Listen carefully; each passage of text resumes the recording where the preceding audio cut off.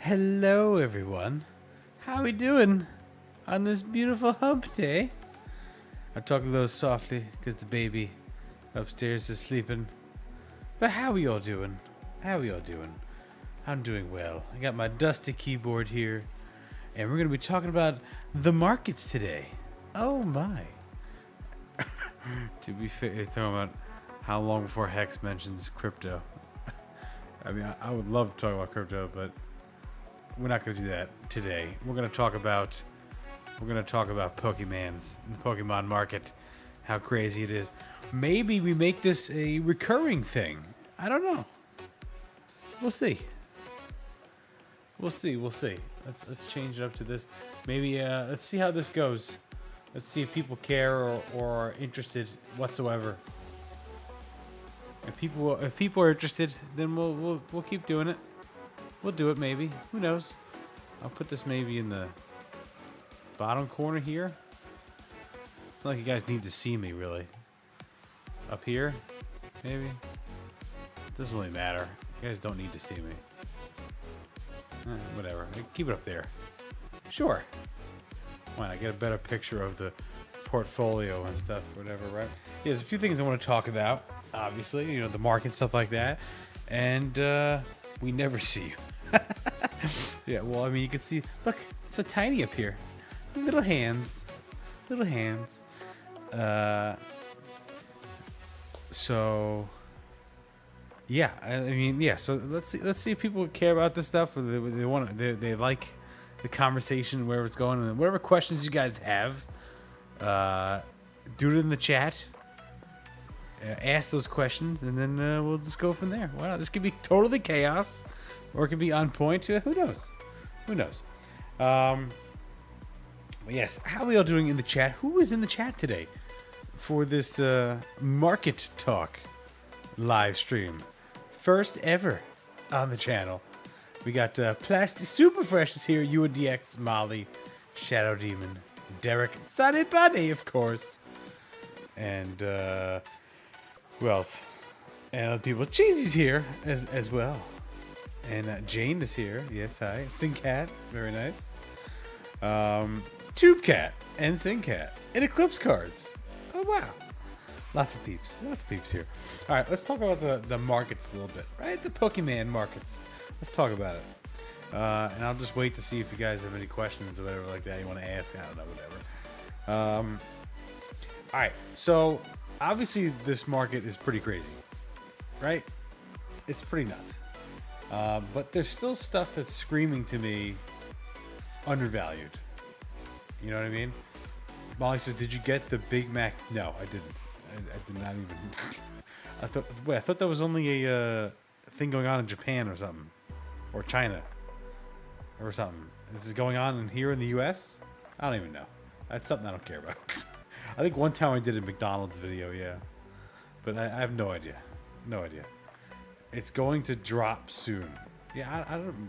Maybe, I don't know. But the thing is, if crypto starts going nuts, then idiots like me have a lot more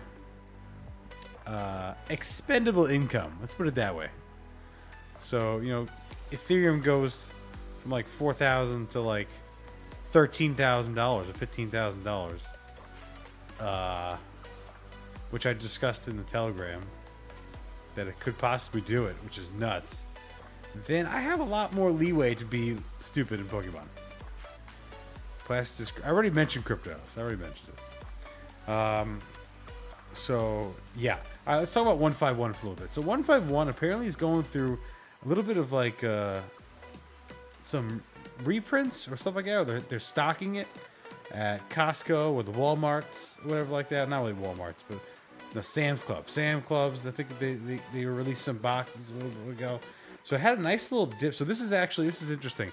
So in the PokeData.io, in the pro section, you can actually build out these portfolios. So I built out my 151 PSA 10 binder.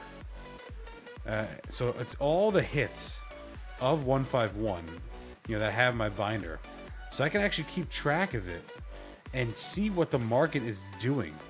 for all the hits, you know, the major hits, whatever, of 151. So this is sorted by date added. You can go to by total value. So the most expensive cards in 151. You can see the Charizard obviously is number 1. The Mewtwo, these 2 promo cards, insane, man. Look at this, $434. This Mew, these cards are just like people considering these cards like just bulk inside those UPCs way back when. You used to get them for what, like I don't even remember what the price was of the UPCs. $100, I want to say. You can easily get them for back in the day, like a year and a half ago. I mean, crazy. Where is energy sticker in PSA 10? What? What cheesy? What are you saying? Where's energy sticker? Mewtwo is more expensive than that. Yeah, I mean they're promo cards, and you can only get them inside the Ultra Premium collection. So UNDX says the UPCs were going for easy 90. Yeah, I thought so, right? That's what I thought. And now they're going for, I don't know, some crazy 300, right? I want to say. I mean, it's crazy because I looked up when I first started the Back in Time journey with 151 or whatever. That's the first set that I did it. And I was able to buy a case of 151 Ultra Premium for like $400 something. But whatever. So you can see that this is the last 6 months. So I sort it by 6 months. You can do all time. This is when I started tracking it in the portfolio. So this kind of data, the only problem with this data that I don't like is that if I add a card to the collection, to this collection, the 151 PSA 10 binder thing that I built out, if I add a card, it considers that like a price jump, so to speak. It's not like how much it went up in value.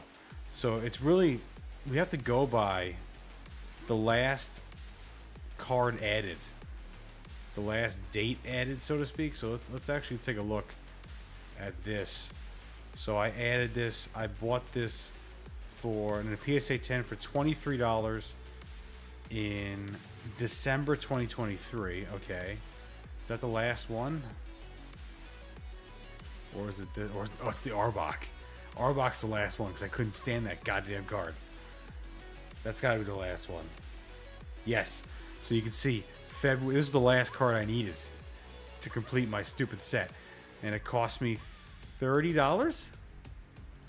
I paid $30 in a PSA 10 for this card. Apparently, now it's worth $28. All right, not bad. Whatever. So February 2024. So let's go back to the portfolio. Let's look at it really quick. Go all-time high. So anything before February, it doesn't really count the data. So I had to go February 20. So let's go March 2024. So all these price rises is just me adding stuff to the portfolio. So let's take a look though, like the last 6 months. I think it's appropriate. So you see, it hit an all-time high of this portfolio, $7,300 back in March. It hit a low of $5,500 in June, and now we're making our way back up.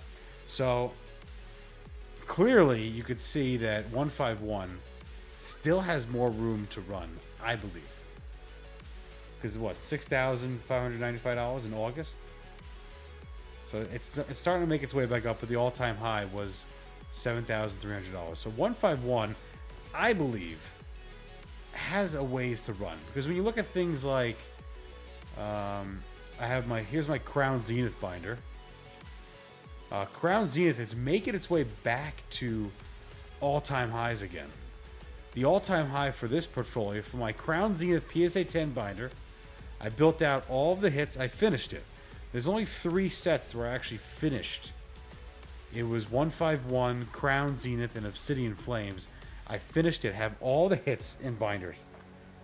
So that's like the most, like, I'm going to go over a few of these binders or whatever like that. So yeah, so Crown Zenith hit an all-time high of $8,000, and we're right now at $7,800. So we're getting close back to like the all-time highs of Crown Zenith. I think it still has more room to run, so to speak. But even hit a low of 6,000 in June, 6,500.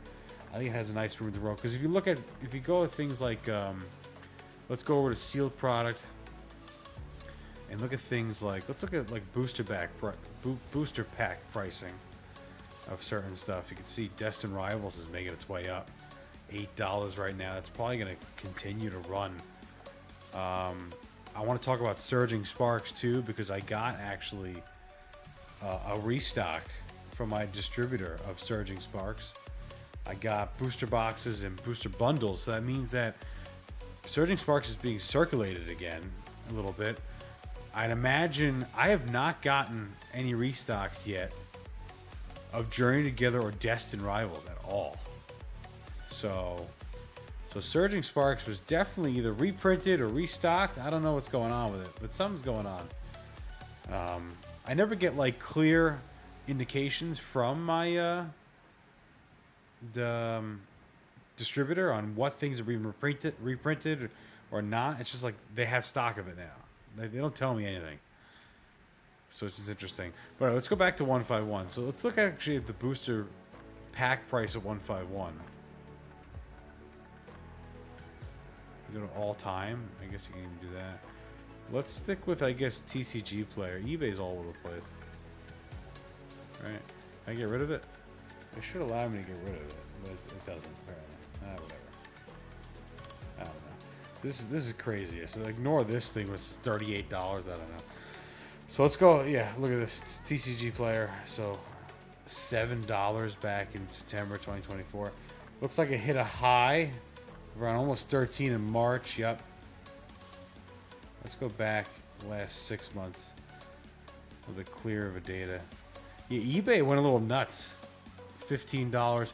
I even bought like, I don't know, like 500 packs of 151 at $13 is what what it bid for. I bought it through an auction, and I think I overpaid at the time because it dipped down like per pack price. You know, it went down to like below $10, but now it's on its way back up again. So looking at the set list and stuff like that too of 151, it just screams undervalued to me. It's just screaming undervalued. Not McDonald's. Oh god. That's perfect. Let's get buggy. It's perfect. Let's look at the chat while this thing is trying to load or whatever. There we go. 151 is coming back up. So yeah, I just made it like a Twitter post. So like, I think having the top 3 cards, or even the top card, the Charizard, being under $500, I think is criminal. For I think the best set of Scarlet and Violet being under $500, that's just nuts to me. I mean, you can. How about this? I think it's safe to say 151. You can argue if it's the #1 spot or not, but you can say it's safe to say it's a top 3 of Scarlet and Violet, right? I think that's safe to say. 151 is a top 3 of Scarlet and Violet. So looking at that and looking at like other sets of like, let's say like Sword and Shield, and looking at their top hits. So if you look at other sets like let's go into like the other top sets. So Fusion Strike, right? Fusion Strike. We're not going to count Evolving Skies because we have like our Prismatic Evolutions crazy pricing of like Evolving Skies. So let's say they just cancel each other out. Let's just go like more of the more heavy hitters, right? So Lost Origin, Fusion Strike. I don't want to say Crown Zenith yet because that was the more recent set. I want to give it stuff that gave it a little bit of time. Let's look at Celebrations too. We could look at that.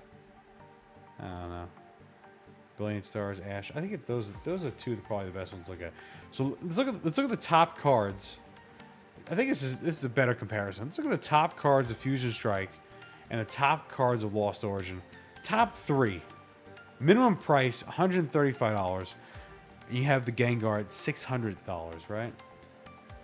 Let's look at the top 3 again. The Giratina is at $500. Minimum price $60. You go to top 5, $23. That seems a little low even. But Fusion Strike, $46 for the top 5, right? And if you look at something like 151, obviously, you know, it's newer, right? But here, top 3, not even close to Zard's at $200.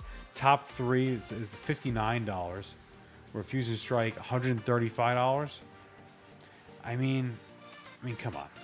Is the Blastoise a better card than this Mew VMAX? I would argue yes. But I don't know. I think that 151, clearly looking at it from like a future standpoint, like 1-3 years from now, whatever it may be, right? I think that it's grossly undervalued right now. Even looking at the top 10, I don't know. It screams to me that these card prices should be higher. That's just me. Let's look at some of the chat. I'm kind of ignoring chat. UNX says, "Did you jump children to grab the Costco Surging Sparks bundles?" Yes. No. Lots of Surging Sparks in Canada as well. Coming Costco soon too. Yeah, I think Surging Sparks did have some sort of reprint going on. I really do. UNX says under 7,000 for a PSA 10 binder for all the 151 hits is crazy undervalued. I think so too. Yeah, I'm going to talk about Prismatic too, printing to the ground. Yep. Rudy made some excellent points about Prismatic. I want to talk about that too, or just printing in general. What's your top 3 of Scarlet and Violet? I can get into that. My top 3 sets, I guess, of Scarlet and Violet. You have to distinguish what's my top 3 sets that I just personally like, or my top 3 investable sets, or more top 3 undervalued sets. There's a lot of different. Tell me which one you want me to answer first. Top 3 undervalued, top 3 just favorite sets to open from like a collector standpoint, or top 3 like investable. You know what I mean? Like, narrow it down for me. I just sold PSA 10 Blastoise, yeah. 151 and Zenith are going to go absolutely nuts soon. Yeah, I think they could go. I mean, Zenith is already starting to take off. So that's already happening. It's already starting to pick up again. Because I think people are coming to realize that Zenith, I think, is done. I think it's out of print. I think it's officially done now. I mean, look at this. This released January 2023. They released those Costco bundles or whatever, right? The Costco Sea and Sky boxes. I think it's done. And I think these cards they look still undervalued to me. I'm sorry, they just do. $170, $115. These cards should start to rival the most expensive cards in Sword and Shield. They should start to rival. Super Fresh says, so all money talk, that's why this shit sucks now. Collect what you want. Well, I mean, I'm doing like a Pokemon market money talk stream. That's the whole idea right now. I'm not talking about what I love, the collectible stuff, personal collection stuff. I can talk about that.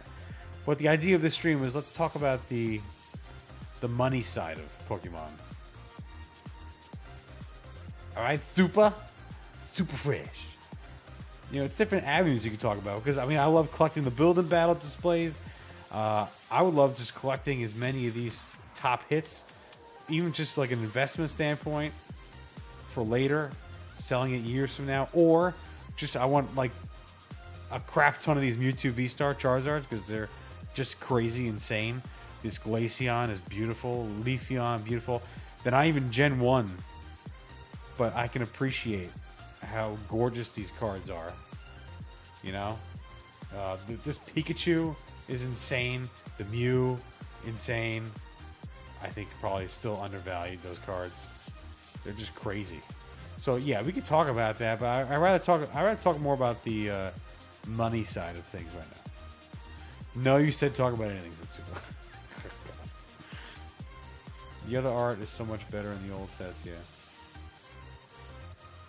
Espeon for Fusion Strike is the best evolution ever made, though, even if I'm a Jolteon guy. The Fusion Strike, which one is that? What's that one? Which one are we talking about? We talking about this guy? I think there's better cards. I think there's, me personally, I think there's better cards than this Espeon. I like a lot more of the cards from Evolving Skies, really, than this card. It's okay to me. It's okay. I mean, if you look at the stuff like now we're talking more like personal collection, like just personal preferences. Like this Sylveon, I like way more. This Umbreon even I like way more. I'm not even like an Umbreon fan. I think I like this Espeon better, to tell you the truth. I think I like this Espeon better. This Sylveon better. It's funny because like these like VMAX looking cards, the Leafeon VMAX, this one, I mean I like this Leafeon more. I like the I guess not the whole VMAX look, like where it's like it's gigantic. I don't know. Like this Glaceon, there's another Glaceon. This Glaceon looks way cuter. Looks way nicer than this Glaceon. I don't know, maybe that'll start to shift in value, or maybe the pull rates are harder for the VMAXs, so that's why they're worth more than these. But that kind of doesn't matter, because if you look at sets like, I'm going to talk about Shrouded Fable. It's clear in a way that the Persian and the Houndoom and Shrouded Fable are going to take the top spot of this set. It's just a matter of when. Just a matter of when. I mean, I knew that this Cassiopeia SAR is not going to be the top card in the set. Even though when it was back when it first launched, I knew that. This Fesendipity, these gold cards, I don't care about playability. I don't care about rarity. These cards are not going to be the top cards of the set. I can almost guarantee you, when you look years from now, these cards are not going to be the top cards of the set. These are going to overtake the gold cards at least. Maybe the, I don't know, who the hell likes Fesendipity? Who the hell likes that guy? Like, let's be honest. So the Houndoom is sick. Persian is sick. It's going to be the top two cards of the set. Just like, this was also very easy to predict in Stellar Crown. You had the Terrapagus was the top card of the set. But then you had the Bulbasaur and the Squirtle, which are two gorgeous cards. It's like you knew, and they were down like here in the top 10 at some point. They're like number 10 or number 9 or some nonsense. And now they've climbed their way all the way back to 1 and 2, which is the spot they should be in. So that's, and look, and this is the whole rarity thing, right? You can make an argument in the Evolving Skies with the Espeon and the other card we saw, I don't know, with the Leafeon. Your boy's got dementia, I forgot already. You can make a rarity argument that the V cards, I think, are nicer than the VMAX cards, and maybe they might take over the VMAX cards at one point in time. Maybe. Right? So, this was a clear and way obvious play that those cards were going to overtake. I was saying that from the get-go. So, here's an obvious play. The Terrapagus PSA 10 should not be worth more than the Bulbasaur PSA 10. That's going to overtake it. Just a matter of when. Oh, my boy Raging Bolt. Look at that. Look at him. He's at the top 10. My boy Raging Bolt in the top 10. Love it. Absolutely love it. I'm very behind on the chat now. All right, so UNDX wants top 3 favorite from a collector's point of view. From a collector's point of view. Top 3 favorite from a... So that's my own personal collector's point of view. What's my top 3 favorite of the Scarlet and Violet era? That's kind of easy. 151 and Prismatic. Boom. Right away.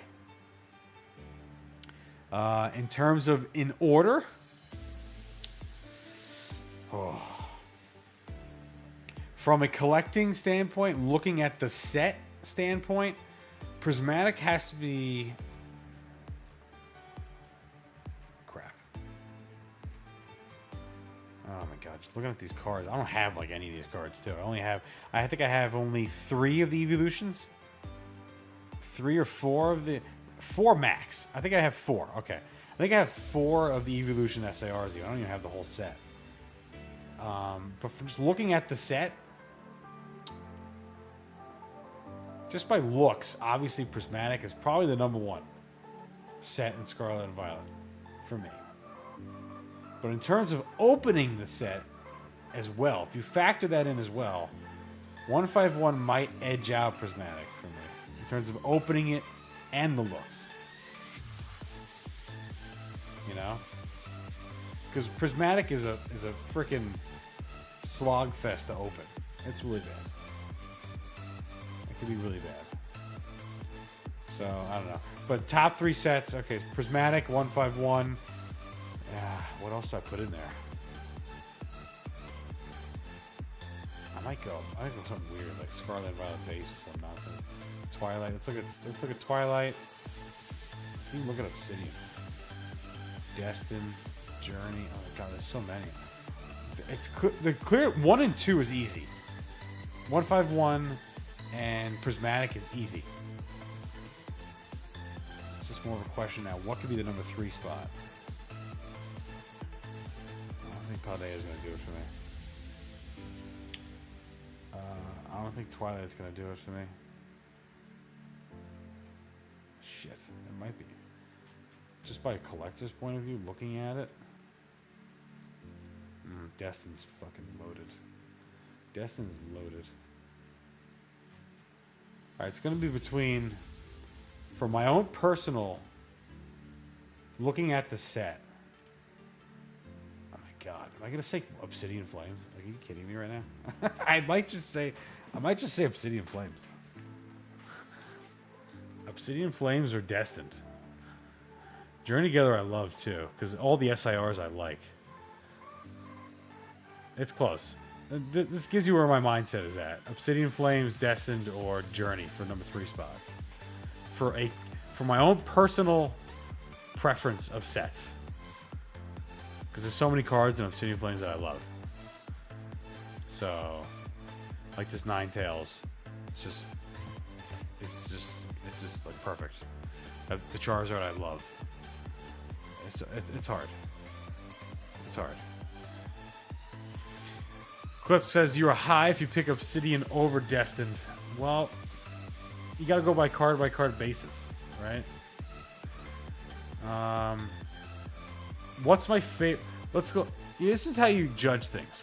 What's your #1 card out of the 2 sets? I would probably pick the Charizard. Out of the 2 sets, my #1 card. So right away, even though Destin obviously is way deeper, it's way deeper of a set, right? It's got way nicer cards in terms of deepness. Yes, 100%. But you have to go by your #1 card, and Ninetales is up there too as one of my favorite cards. Does Ninetales beat out the Mewtwo? Yeah, it does, because I think they screwed up on the Mewtwo.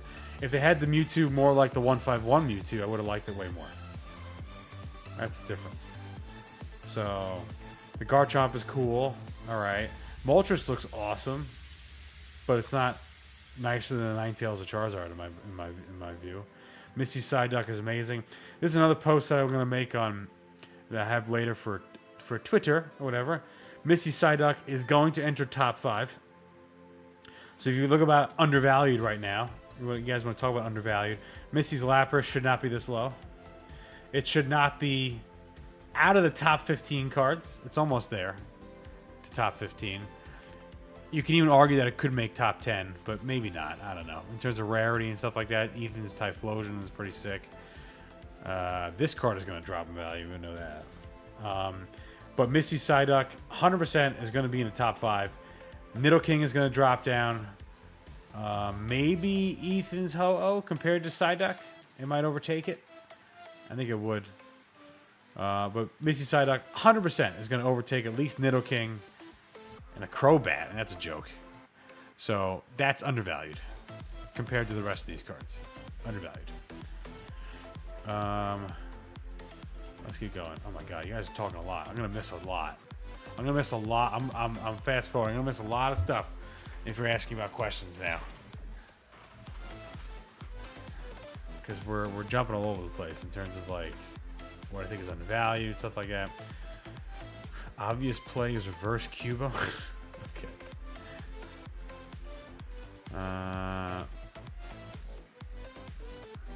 pulled a buttload of Bulbas, but no Squirty Boy. Yeah, it's kind of like,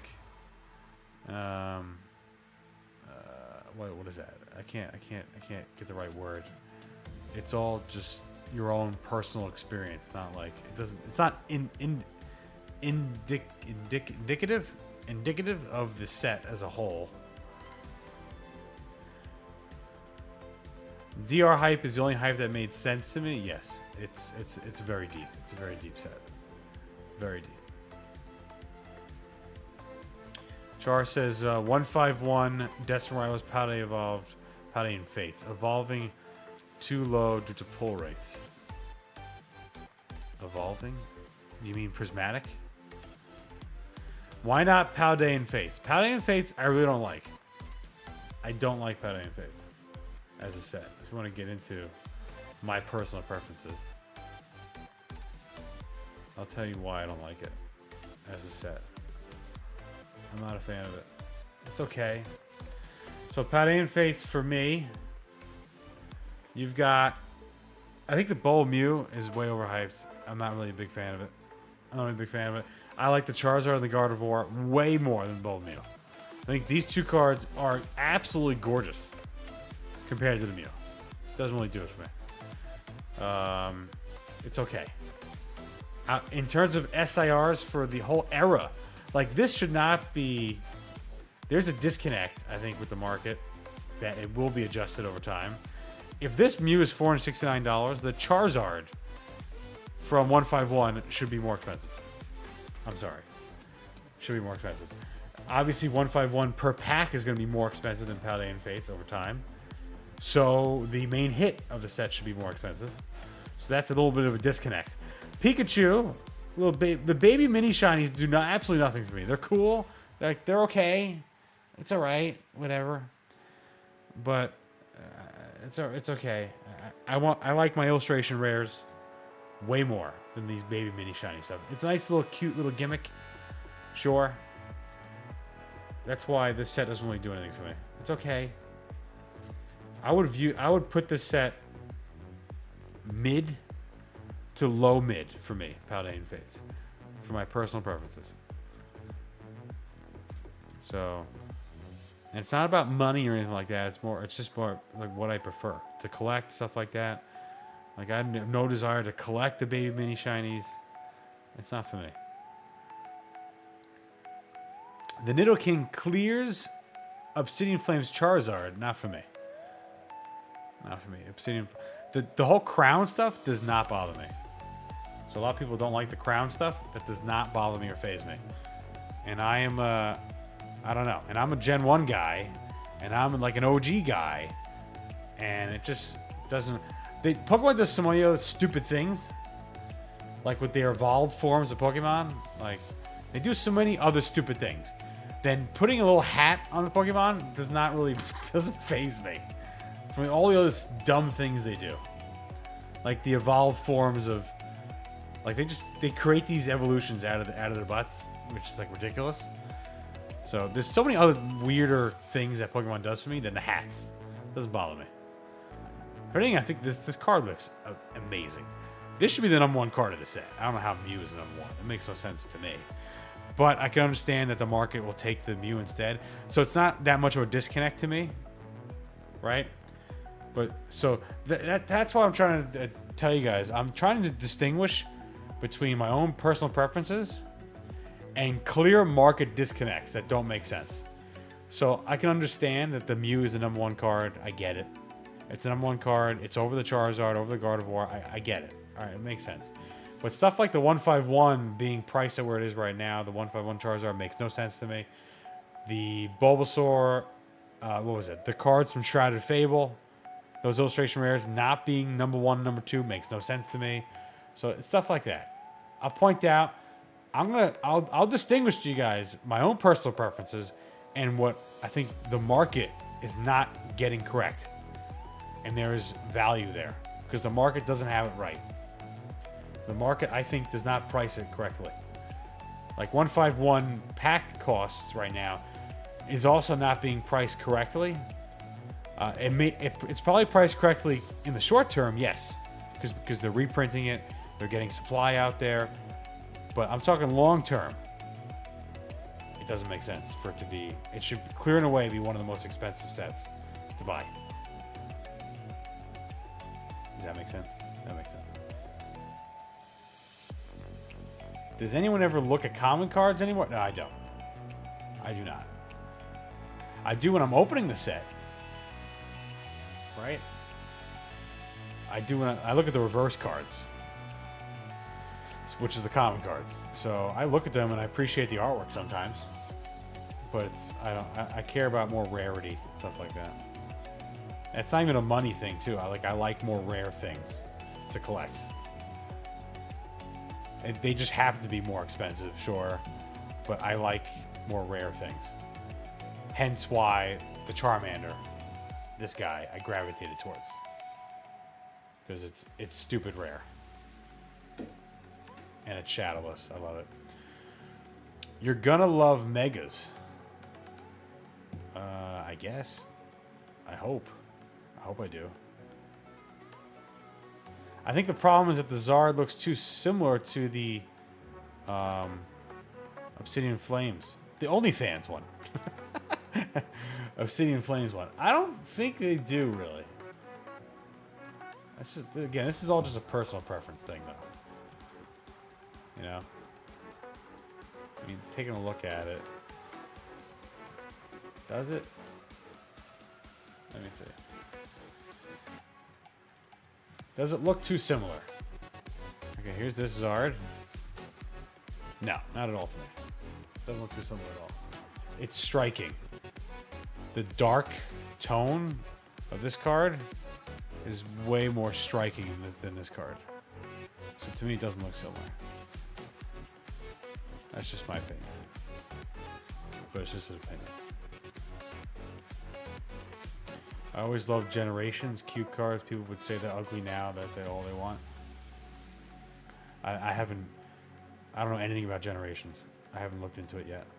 Because it's not on my back in time journey yet. So I haven't even bothered to look at it. It looks like I'm catching up now to chat. So now you gotta open 10 packs of each set. Get the best pull rates. I also love collecting artists, says Molly. Okay, that's interesting. Haven't really found... I'm not into the whole what is it, the Shindiganda? What's his name? Is that his name? Shindiganda guy? Like, where's the card? This card does absolutely nothing to me. The Seismitoad, I don't care about this card whatsoever. I don't even think it even looks that cool. Yeah, Shinji Kanda. Ganda? Shinji Kanda? Whatever. This card does nothing to me. I don't even, like, appreciate it, so to speak. It's a Pokemon that I don't care about, first of all. And the card is like, okay. Doesn't do it for me. I don't know. The Zekrom is way nicer. Again, it's all just personal preferences, though. Should this card be $207? See, I think market prices now for any kind of new set, you got to take market prices all with a grain of salt. For any of a brand new set, like just came out, market prices are all over the place. So this is where there could be insane opportunity, like with Stellar Crown, the Bulbasaur, and the Squirtle were like way down here, some nonsense, or over here. I think at one point the Bulbasaur Squirtle were like down here. One or two of them were like in the top 15. Not even in the top 10. I'm pretty sure if you look back. See, there's no like... I would love to look back like historically, to look back at the prices or whatever. I'm pretty sure it dropped kind of low at one point. In the beginning, maybe? I don't know. I don't remember. I don't know if I'm remembering it correctly. I would say top 10 though. Because like the SIRs went in front of Stellar Crown. I know that. They took precedence. Then all of a sudden they started dropping. So that I'm sure of. So I'm not sure if it got out of the top 10, those cards. But whatever.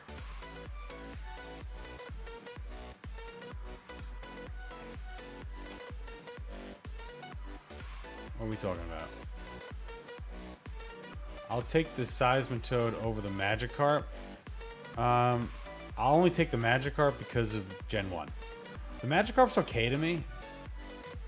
It's not like, whoa, man. This isn't like, whoa, man, this is beautiful kind of thing. You know what I mean? A lot of people say that. I don't know why they say, like, it's beautiful. It's gorgeous. Like, it's okay. I like it. It's okay. I don't know. I think Tyranitar might look even cooler to me. Or I like maybe the Raichu more. To me. It's all just, again, personal preference. Yeah, there are a few cards like what's one of the cards that really fell off the map that should come back with a vengeance. Erica's Invitation is like stupid cheap. This card is like stupid cheap. It really fell off the map. This card used to go for so much. If you look at the this is something else I wanted to get into. All time PSA 10. Yeah, this card launched at like $200 or some nonsense, right? And you can see it got like to a floor of like high 70s. Then it shot back up again to 118, but now it's finding again another floor of a little bit higher. I would love to be able to see. I chart things. I would love to be able to chart these things properly with like moving averages and RSI and volume. Like a trading view. I would love trading view charts for cards. That would be insanely awesome and valuable, but nobody does stuff like that. No one thinks outside of the box like that and does stuff like that. I would absolutely love trading view charts of cards. I would love to know where like the moving averages of these charts. Does it follow like price charting of like stocks and like crypto? Does Pokemon cards follow that kind of stuff where people see a floor and then they defend that floor of the price? Because if you look, like you can see, look, it hit another top. Here's like, this is charting to a T, guys. I'm going to explain a little bit about charting.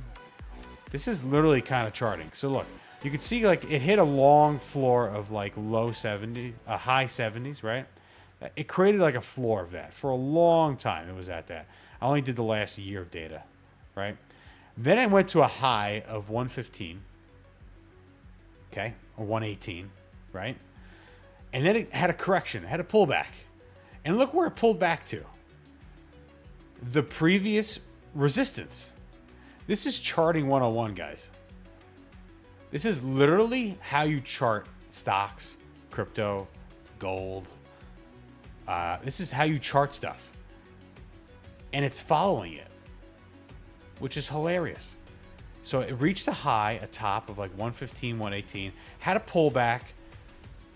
Again, if you guys want to learn how to chart like stocks, crypto, this is literally how you do it. It hit a high of 118, pulled back to high, what did I say before? High 70s. Look at this. 78, 80, it got to 79 even. That was the previous resistance. So resistance, if you notice this kind of talk, resistance flipped into support. Okay, that's what literally happens. You get a breakout where the card all of a sudden, or the stock or the crypto, breaks out above its resistance, which was about 79. It broke above it. It finally broke out. The Erica's Invitation broke. This is hilarious. This is really hilarious. It broke out above its resistance, and then it flipped it into support, and now it should stay above that. It's creating a floor, a new floor above $79. This is hilarious. This is not astrology. Astrology is really stupid stuff. This is charting. This is looking at price and charting. This is very different. This is not like, oh, let's look at my Aries sign and the moon is positioned. It's full today, guys. The moon is full today. That means that price is going to be higher. And then you have Uranus is in this position. All right, Uranus is in this position of the sky, and then you have Saturn over here, and it's lined up today. So that's going to create a no. This is actually like people. This is legit. People actually do this. I do this to trade like crypto, like long term. I do long term trades, really, really, not like short term stuff. I just heard aim. Yes. So I would love to have something like this where I could chart this stuff properly. Because even things like, this is why I love PokeData.io. Because I can get a full, as much as it can at least, price history. Stuff like TCG Player only goes back like a year. They only let you go back a year. Because I think it's important to know when this was nuts. When 151 came out, when it was nuts, when it first released, what was the top of the card? What did it start out at? It started at $225. That's important to know because it creates an expectation of where the card could go in the future. It could go back to the low 200s again in a year, 2 years, 3 years, who knows from now, right? When 151 becomes when 151 becomes like, you know, how Fusion Strike or Evolving Skies is now in Sword and Shield era, looking back. And now we're in the Mega era, or we're in Gen 10, and we're looking back now. And these cards are starting to test their all-time highs again. Where's the resistance? Where the floors could be? It's important to know. This is very important data. And only PokeData.io gives that kind of data. So when you're looking at stuff like PSA 10s, or even the raw card value, it's a little different. So that's why I wanted to also talk about, in today's live stream, give a little talk about what I've noticed about vintage. And it's having a resurgence. I made these posts on Twitter or whatever like that. But it's really funny how people made this card the biggest joke when it hit $1,000. The Pikachu. Okay? The Pikachu, first edition, back, you know, in the COVID days of 2021, the COVID craze, when stuff just went absolutely ballistic and crazy. You can even see the chart just looks stupid right now, right? But it's funny because when you go back to 2018, I'm pretty sure there was a spike back then too. It's like the chart keeps. This is like crypto. It's like hilarious. These big blips become these little blips when you have to keep zooming out. It's really hilarious when you look at it like that. So, like, I think, what was this? Like the Vivid Voltage days? Is that when Vivid Voltage? Because I know back in Sword and Shield era, there was an absolute craze going on. And I know people that the OGs say that Vivid Voltage, it was like the start of or Champion's Path was the start of an absolute craze. So that was September 2020, okay. Hidden Fates, I know, also had a craze. Or the Pikachu Detective stuff, there was also crazy stuff going on back when that released. March 2019. Anything back in 2018 to try and support my theory I have? Nothing really. When did Burning Shadows come out? 2017. So 2018 is going to be by Ultra Prism. February 2018. Okay. What's the price history? This is February 2018. I don't know if there was any kind of craze with Ultra Prism back then. Because I remember Pokemon got hot again around the Vivid Voltage Champion's Path days. And it got hot during the Pikachu days. I know that. Pikachu Detective days. I don't know.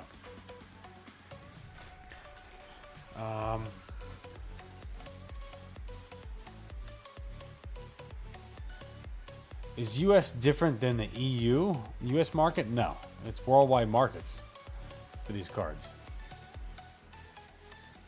This is like their prices around the world. This is what they are. It's not specific to region.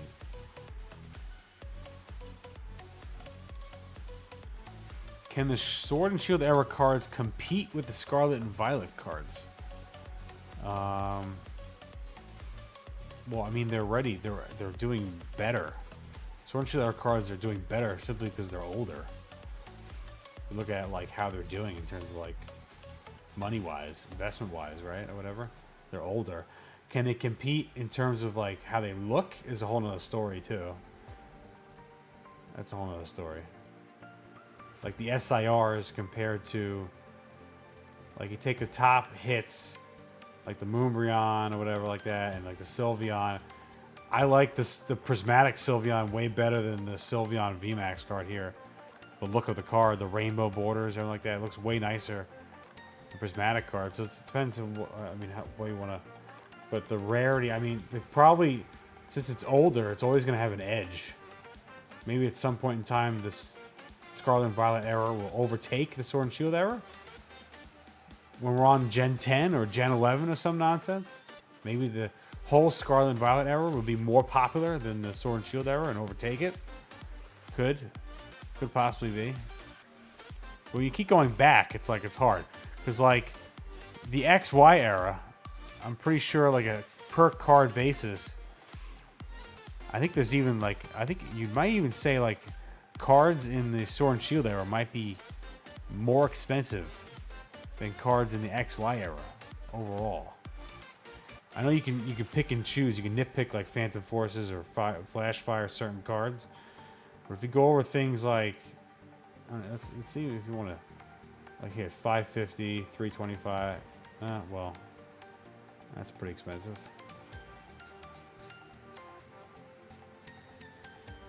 Flash Fire. Here's a good set to look at. Yeah, look at Flash Fire. The top 5th card is $60. Then 180. This is from 11 years ago. 11 years ago. And you have cards like from Fusion Strike in the same kind of range. Top 5 card is close. $40. What was it? 60 before? That's pretty. This was only 4 years ago.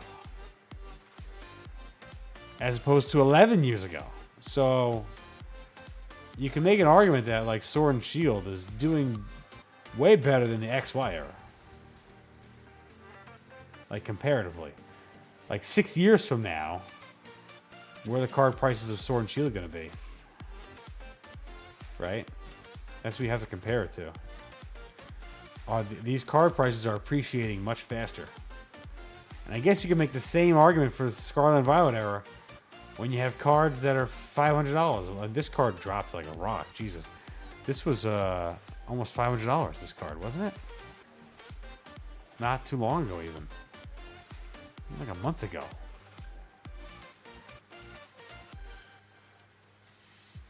Am I losing my mind? Wasn't it? Wasn't it like that much? TC, okay.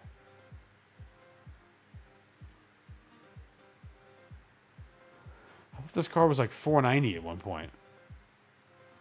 Like recently, not talking about like at launch. At launch, of course. I don't know, maybe I was wrong.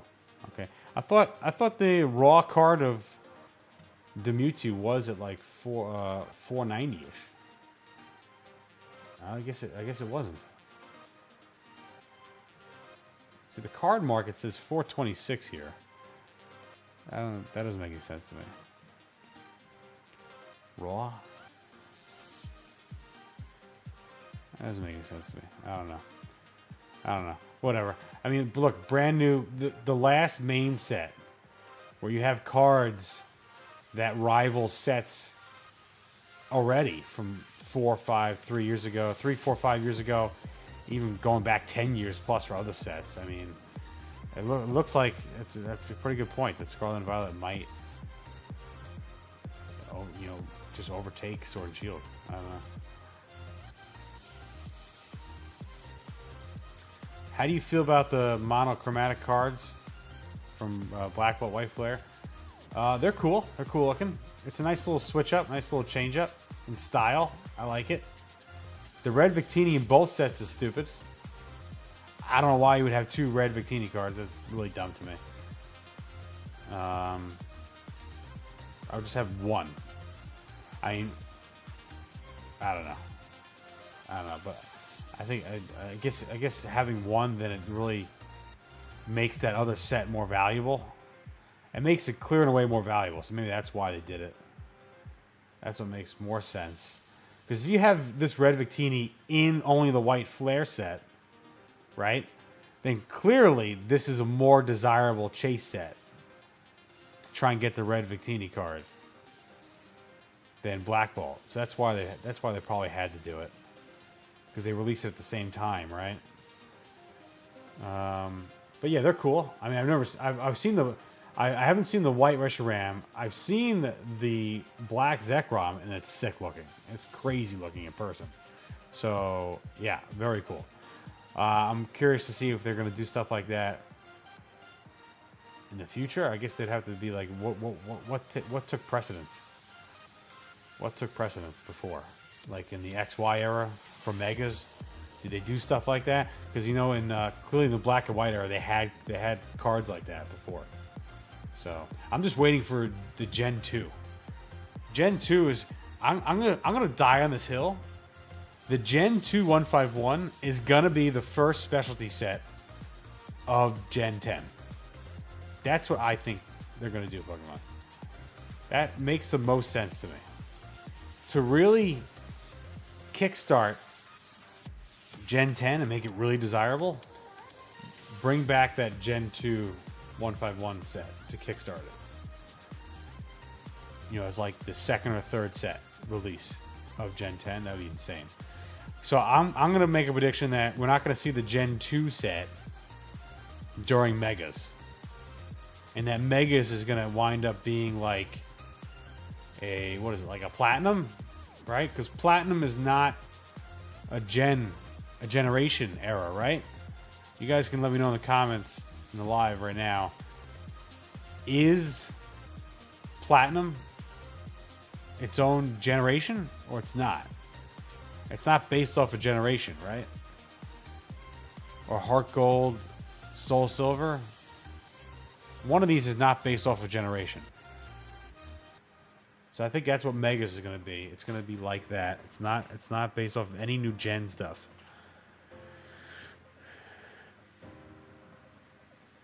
Do you think having two Victinis does lower the market value? Yeah, it does. It probably does. Yeah, maybe that's why. I don't know if it's on. I think the two Victinis is more to make the two sets similar in price and not get crazy different in price. Because you look at booster pack price, they're staying kind of even keel. They're both like over $9 now. They dropped down to $8.70, $8.40. They're gonna stay kind of neck and neck, I would imagine. They're not gonna get too wide apart. But if one had the red Victini over the other, then clearly that set would dominate. It's probably not what they want to do.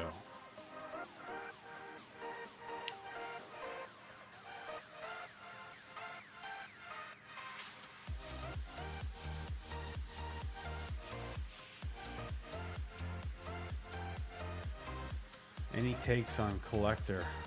It's a good app. It's a good app. Good app to use. I mean, why not? My personal preference right now is PokeData.io because I like the chart history better. The mechanics of playing with the chart history. I like that better.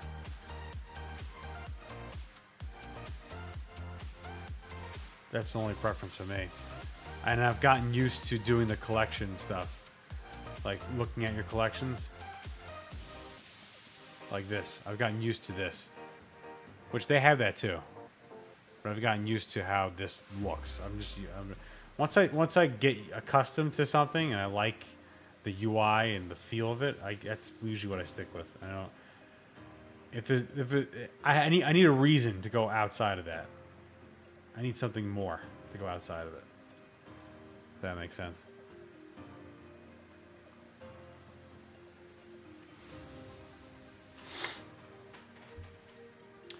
Gen 2 dominance. Yeah, it's going to be crazy. Gen 2 151 is my dream. Yeah, they're saving that. That's a major bullet in the chamber for them to get attention back to Pokemon. They're saving that. Clearly. That's why They skipped to Gen 5. They did a little throwback to Gen 5 era.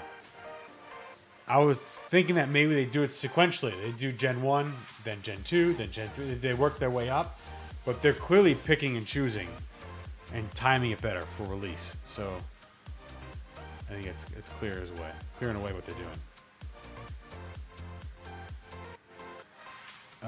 It's part of Gen 4.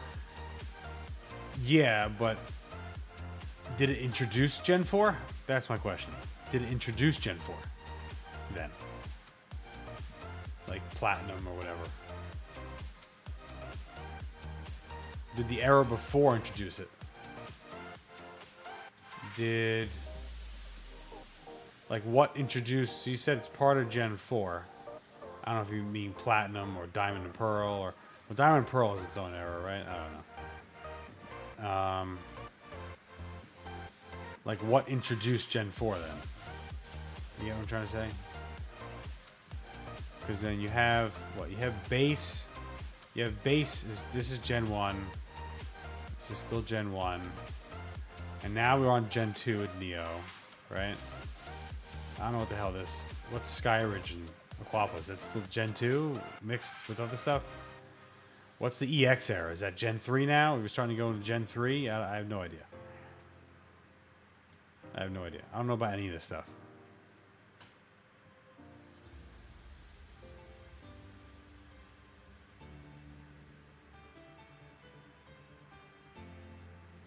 I'd say before Christmas there will be mass reprints on most recent sets. Yeah, I wanted to talk about that. So Rudy made a fantastic point that I didn't think of.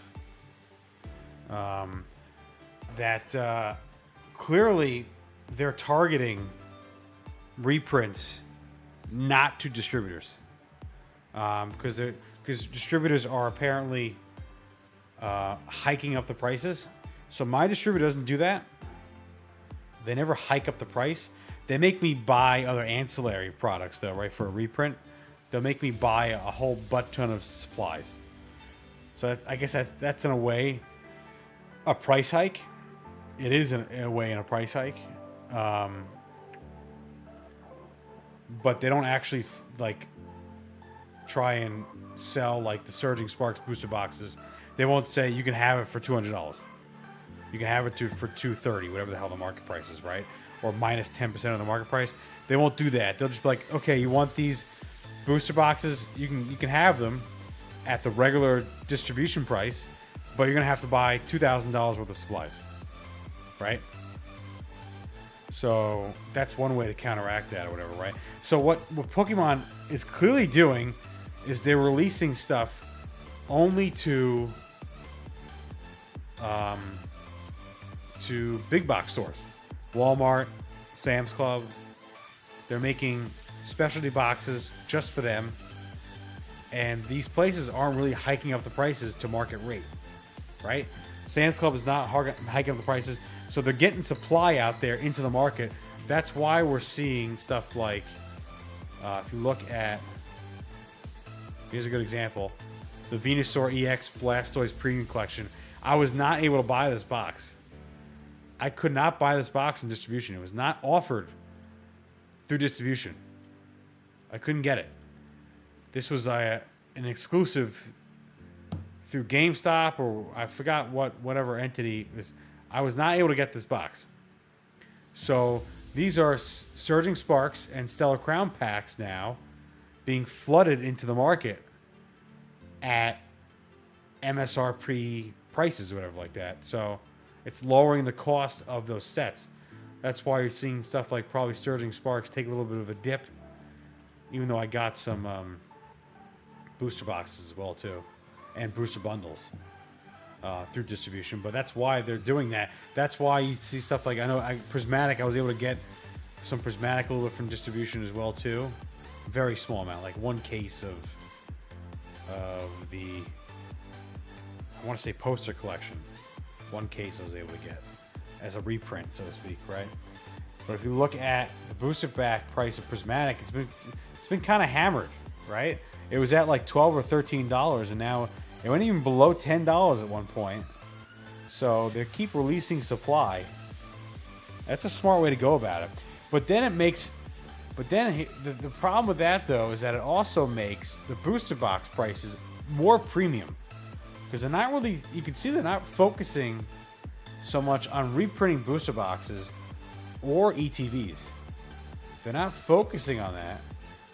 So you could see prismatic ETBs still staying at a pretty elevated price. So that's interesting. It's an interesting dynamic. They're clearly not focusing on reprinting things like booster boxes though. And these booster box prices are getting they're getting crazy. Paldea Evolve 350, Obsidian 250, Paradox 212, even Scarlet Violet Base, which is printed in mass, overprinted, 220. It's nuts. And now Pokemon is also adding more stupid confusion with the Journey Together Enhanced Booster Box versus the Journey Together regular Booster Box. So the regular box from distribution was the Enhanced Booster Box that came with the box topper. That's the regular booster box. That's like the regular printed booster box that at least we think it is.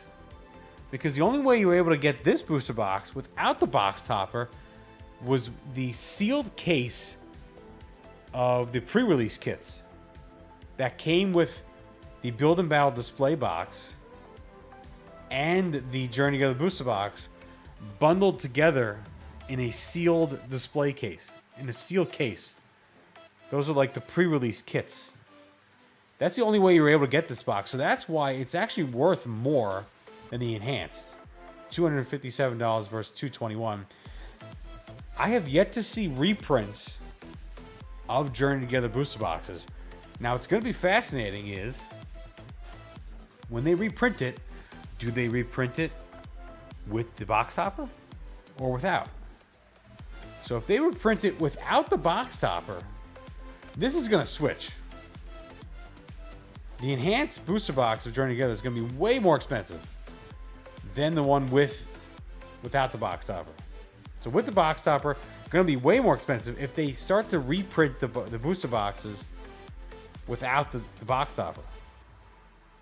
So I'm going to see when I get reprints of Journey Together, which I have not gotten yet for distribution. I have not gotten it at all yet. It's going to be wild to see what they're going to choose to do. So with Destined Rivals, this is why this makes no sense. Pokemon is kind of dumb sometimes. Destined Rivals, no box topper. So they started the box topper thing again, then they stopped it. Okay.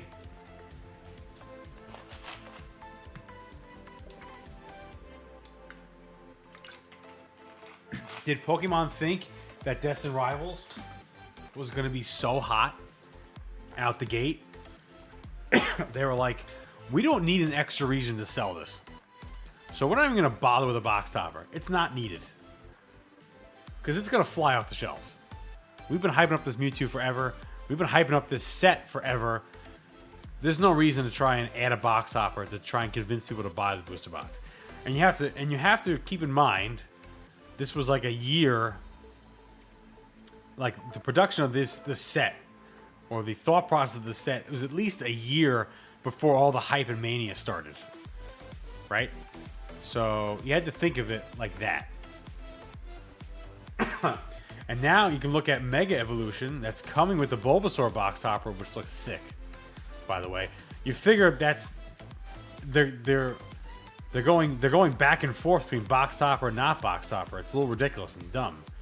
But you figure they're only doing it maybe because they're maybe in a little added incentive to get into Mega Evolution to try and sell the era better. And let's include a box topper to entice people to buy it. So it's going to be interesting now. I think the second set of Mega Evolutions is what? Is going to be the Fire set, right? The Charizard set. I'm pretty sure that's going to be the second set, right? Of Mega Evolution. So if it is, I see you, Q's. I see you, dude. Yes, hi. You figure that they're not going to need a reason to sell the Charizard set. It's going to be self-explanatory. It's going to be popular, right? So, will it come with a box topper? Are they going to stop it again? It would make sense financially for them to not include it. It would make sense financially for them not to include it in the Fire set, in the Charizard set, because it sells itself. Why do you need to add a box topper to it? But they keep going back and forth. It looks a little ridiculous, a little dumb. I would like the consistency.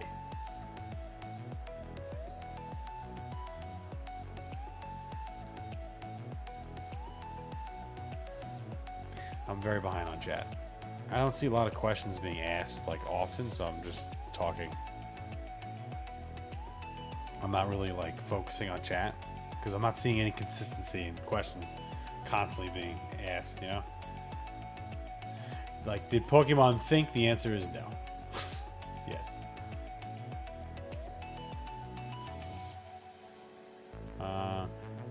Box topper is extra card. There's no extra card. No. Yeah, there usually is not a box topper in booster boxes. That's something that they did way back when.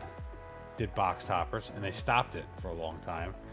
And they just started it up again. I mean, the last time they did a box topper, I don't even know. I have to look it up. But I want to say it's got to be in, like, this region. Like, Skyridge, Legendary Collection. Does Skyridge have a box topper? I remember.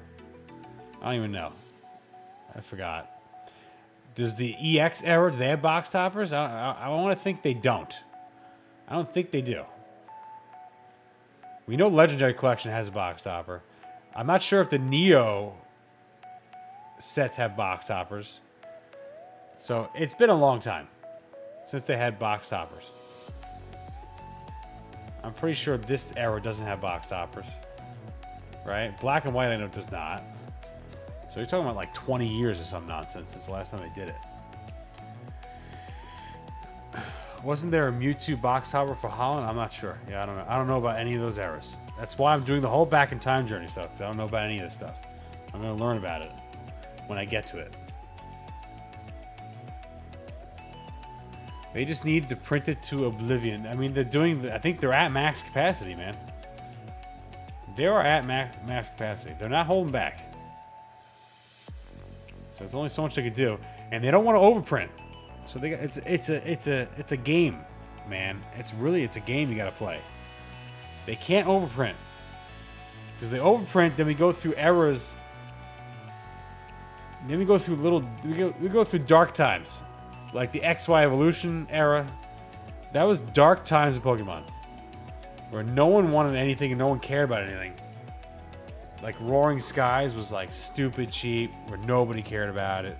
Nobody wanted it. XY Evolutions, nobody cared about it. Generations, nobody cared about this, like a whole end of the XY era. It was like a dead time. And then that's happened a few times when they overprint stuff. And ideally, you want a nice balance. Like Darkness Ablaze, Champion's Path, they overprinted the hell out of it. Vivid Voltage, overprinted the hell out of it. Right? You don't want to go... it's a balance. It's hard. I don't envy their job of trying to balance things. Otherwise, you get dead stuff like, Magic, whatever like that, has gone through beyond painful eras of overprinting and not a lot of demand. It's a balance, man. It's hard. Do you think the lack of interest in Journey Together will last? No. It definitely won't last. I think Journey Together is one of the stronger sets. I really think it's one of the stronger sets of SV era. I don't know why it gets so much crap. I think it's a beautiful set with a pretty decent.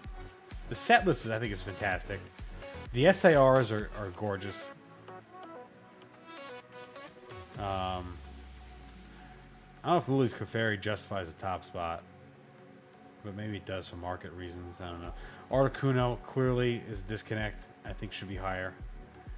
It'll probably break the top 5. Articuno.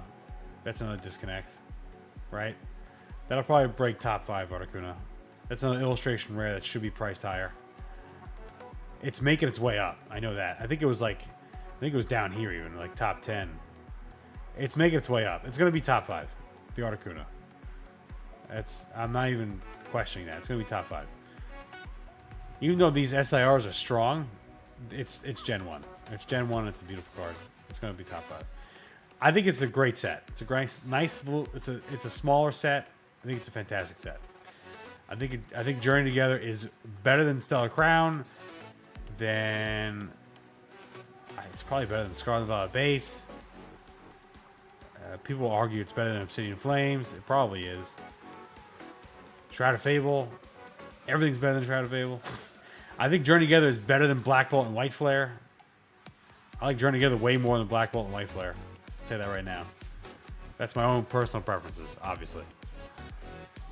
So, speaking from a Gen 1 only guy, what I like, I think Journey Together is a much nicer set than Black Bolt and White Flare.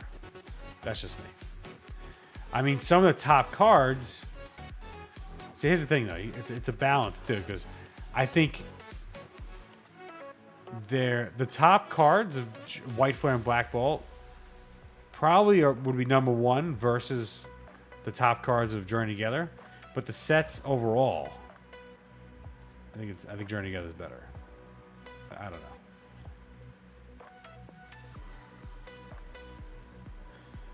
No, we know overprinting was the cause. That's the thing that all the OGs say, that they overprinted it to hell. Like Vivid Voltage back then, like the Chonkachu, that was like all the hype back then. But they printed the hell out of that set.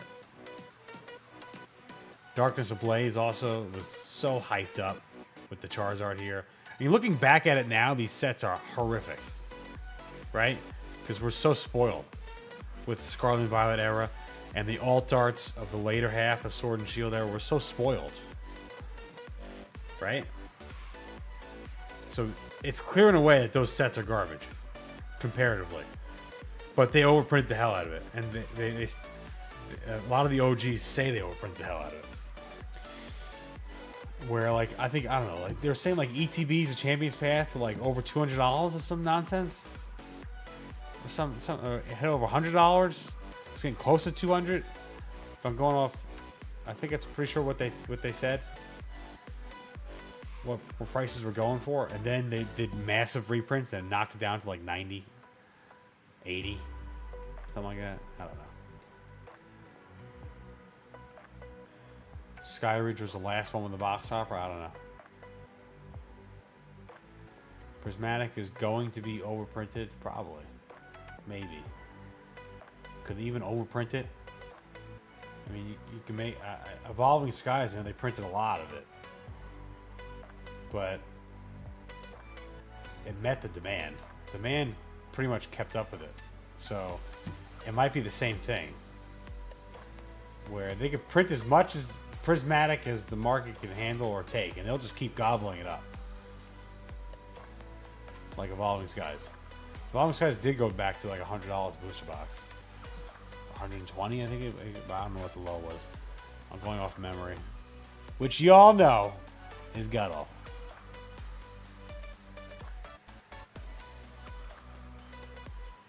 I personally think it's a great set too. Don't get the hate. Just scalpers, yes. With the failed investments, yes. I agree 100%. People tried to scalp the hell out of it, and it couldn't move as fast, so they're all crying about it. Do you think the accessibility of card auctions, whatnot as an example, how does that impact market cycles? Does gambling keep markets from turning bear? No, nothing keeps markets from going bear. It just happens. To think that this will just maintain and go on forever is delusional. I'm not like I'm doing it as a general statement. I'm not saying that you're delusional, my beautiful UNDX mod. You know what I mean? I'm just saying as a general statement. If people think that this bull market will just indefinitely continue, it's beyond delusion. That's what sets up the bear to be possible. Is people think that it'll never change, it'll never go back. Booster box prices will never go under $200 again. They'll never go to, you know, MSRP again. It's attitudes like that that bring upon the bear. So it's coming. It's just a matter of when. And I think that clearly a hint for me is when distribution actually starts getting stock of stuff and keeps stock. That's a clear and away sign that things are changing, right? So that hasn't happened yet at all. And it looks like there's no signs of that happening anytime soon. So we're going to need a set to come out and release and underperform greatly. So if Mega comes out and it's just not there, the demand is not there for it, and you start seeing booster box prices dip, and people start panic selling it because it's dipping, then it dips, keep dipping, and that's how you start getting into bear. So, do I think it's going to happen for Mega Evolution? Not at this time. No. No. So, no, I don't foresee a slowdown like that anytime, especially if crypto starts going nuts.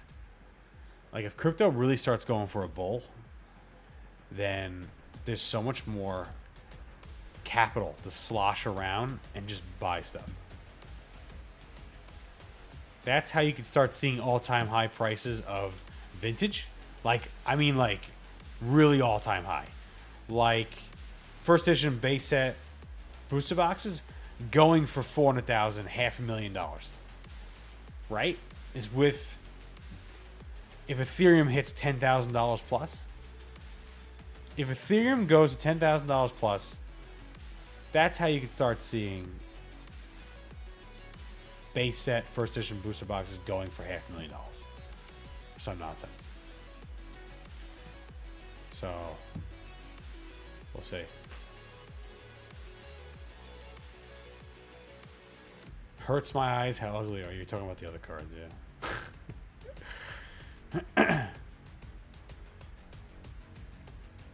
Will it reach a new floor when it goes back down, though? Yeah.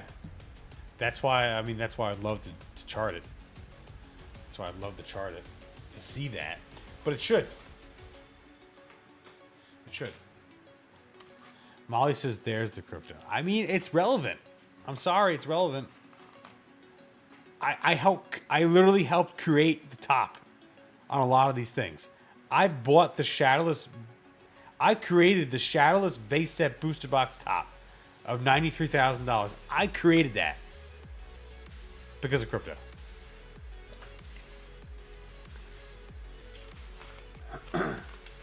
So Molly says it is no hate at all. No, I know. No, I know. I'm not picking on you or anything like that. I'm saying it as a general statement. You know what I mean? As a general statement. Like when I'm talking right now, I'm not like picking on anybody in the chat. I'm just doing general statements directed at everybody. That makes sense? But this time is different. Exactly. It never is. It never is. So this is a decent point. They need to slow down release days. So we're getting that now. I mean, we have a nice like 2-month gap. I mean, granted, they did release 2 sets at once. So, all right. But I mean, we're not getting Mega Evolutions until late September. We got a lot of time still. We got a lot of time for those printers to go burr at Pokemon. A lot of time for them to catch up. So let's see if they do.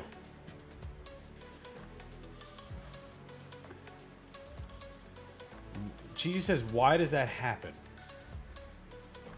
Elaborate on what you're talking about. Because I went all over the place. So, What are you talking about?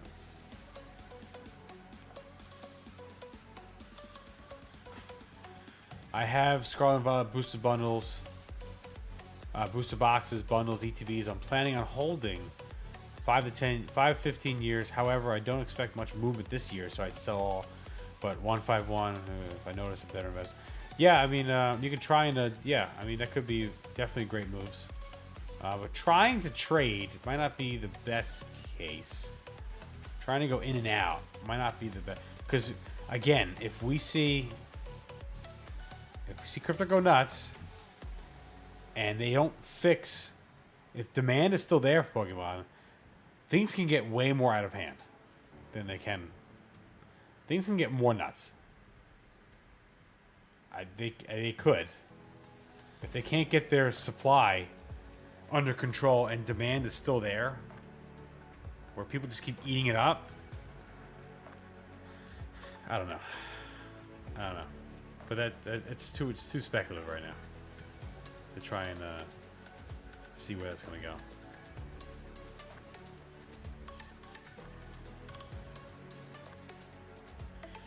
Why are new floors created? Like, is there logic behind those? Yes, there is, 100%. So it's people that. So when you look at a chart, let's use the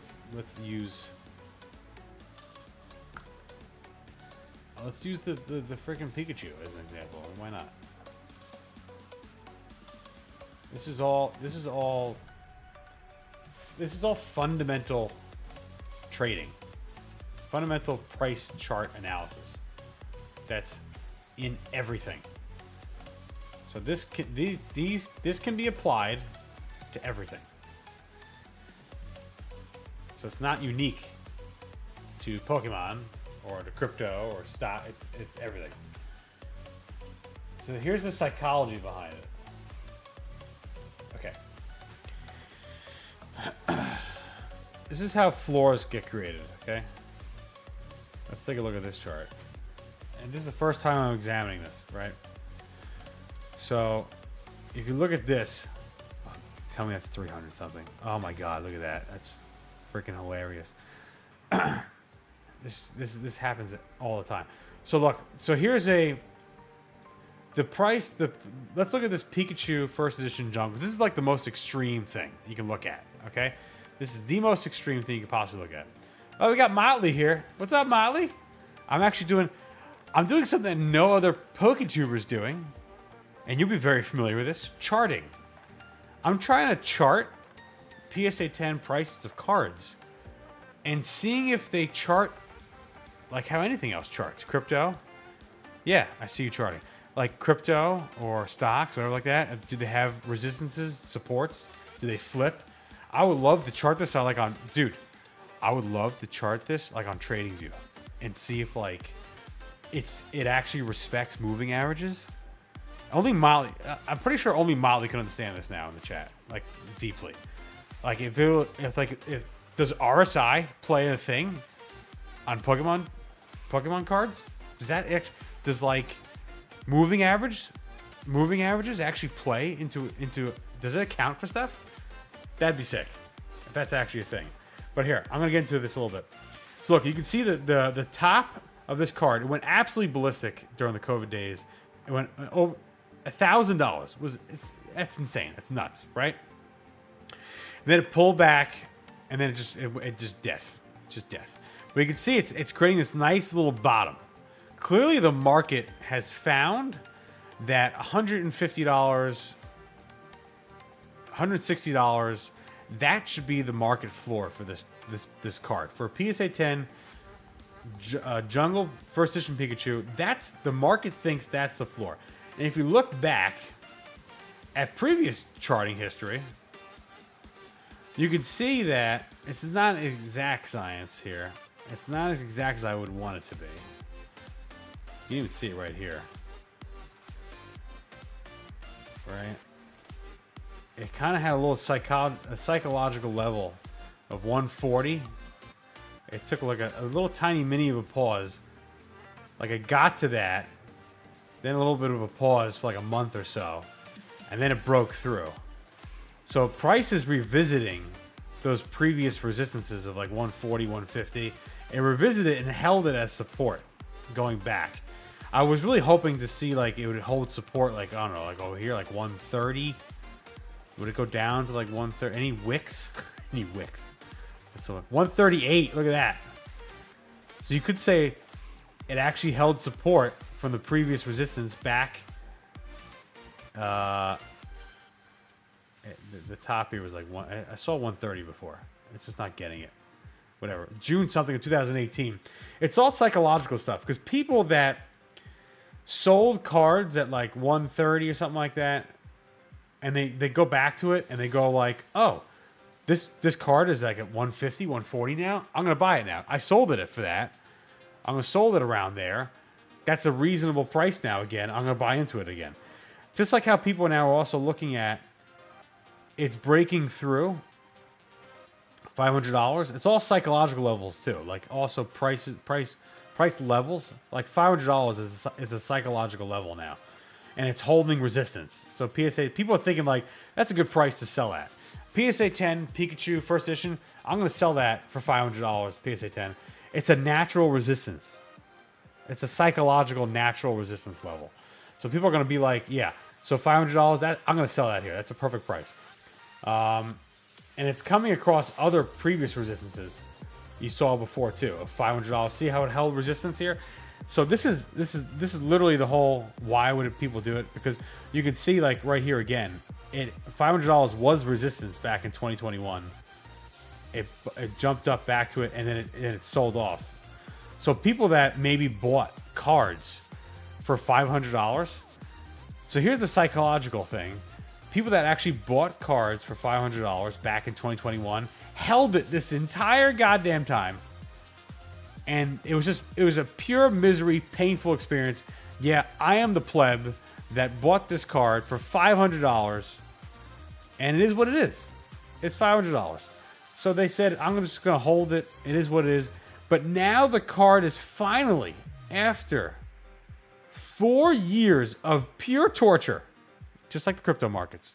4 years of pure absolute torture. This card being $100, $150, $200, $190. Nowhere near these people's entry. Because a lot of people bought this card back in 2021 for $500. That's a lot of volume. That's a lot of sales, I would assume. Yeah, look, there's decent volume. You can even see it. Okay. The price stuck around there, so it's decent volume. It might not even come up. You might not even see it like, volume-wise, but you can see it there or whatever. People are like, it hit $500. I'm selling this goddamn card. I'm going to break even. Finally, I'm going to break even. So that's why you can see resistance of $500 again and it getting rejected here and going back below $500 because people are selling it now. The people that bought in 2021 are finally offloading their bags at $500. They finally broke even. Okay? Molly says, why though? Because it's all psychological stuff. It's all like levels of, I can finally break even now of this absolute shit investment that I made. This stupid investment I made buying these dumb Pikachu cards. I'm talking about like, this is not my opinion. It's the opinion of people that bought this in 2021, that bought the highs and rode it out. This stupid Pikachu card that I bought at the $500 price level, I finally get to sell it now at $500. I'm doing that. As Molly says, offloading their bags. Correct. It's the same. It's all psychology. It's all the same stuff. All this stuff works exactly the same. Crypto, stocks, collectibles, it's all the same. So when we get back to $1,000 again, because it's going to go there most likely, we're going to eventually break through $500 and continue this stupid run that we're on right now. And I guarantee you $1,000 is going to become resistance again. And people are going to start selling at $1,000. Or they're going to start... There's going to be clear resistance levels of 600. Maybe, I don't know. This is kind of like... I wish I could chart this, man. I really wish I could chart this. And see volume accurately.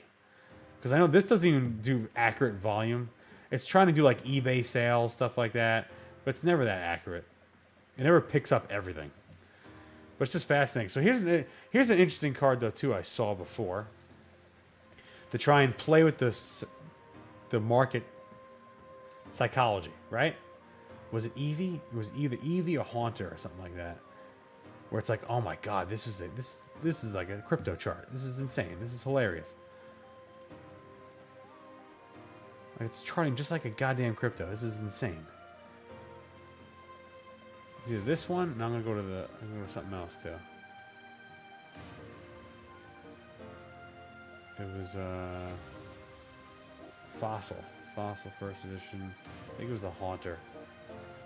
The Haunter, and I'm avoiding looking at the hollows, by the way, because the pricing data is not as strong, not as accurate, because the sales aren't as frequent. But you can go to that's why you get a good judgment on like the vintage market. I'm looking at the bulk cards. I'm looking at the cards like Psyduck. I'll look at the Haunter. It's a rare card. It's a rare symbol, right? But it's not a hollow where there's not as many sales of the card. And this is way more evident and clearly proof that you can't go by hollow data because it's not accurate. Because I know I have this card, okay?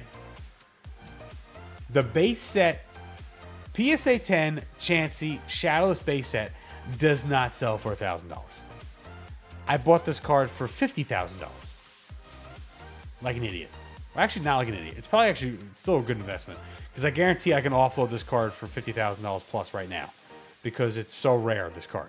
So there's so many, there's so little sales, you can't get an accurate reflection of the market by looking at this data. Because there's like no sales to look at. And I bought this card privately. So this site came and picked it up. And I know that another Chansey sold privately for, I think, 40,000 maybe? There's only 16 of these in existence. So you can't get an accurate reflection of the market of this. So that's why, for hollows, I'm not even bothering looking at them. Because the market data might not be accurate. So I want to look at this Haunter. I think this card was hilarious. I'm looking at this. How it looked like a crypto chart. It was like crazy. It had like clear support resistances. It was trading like a crypto. It was nuts. Nah, maybe it wasn't Haunter. I don't know. But you can see it's like this nice Ewing. Look at this. It's nice. It's creating higher lows. Higher lows. It's working its way up, creating higher lows. And at the resistance point. So let's look at this. Let's look at the data on this card. Okay? This actually is pretty. This is pretty incredible. This is pretty incredible.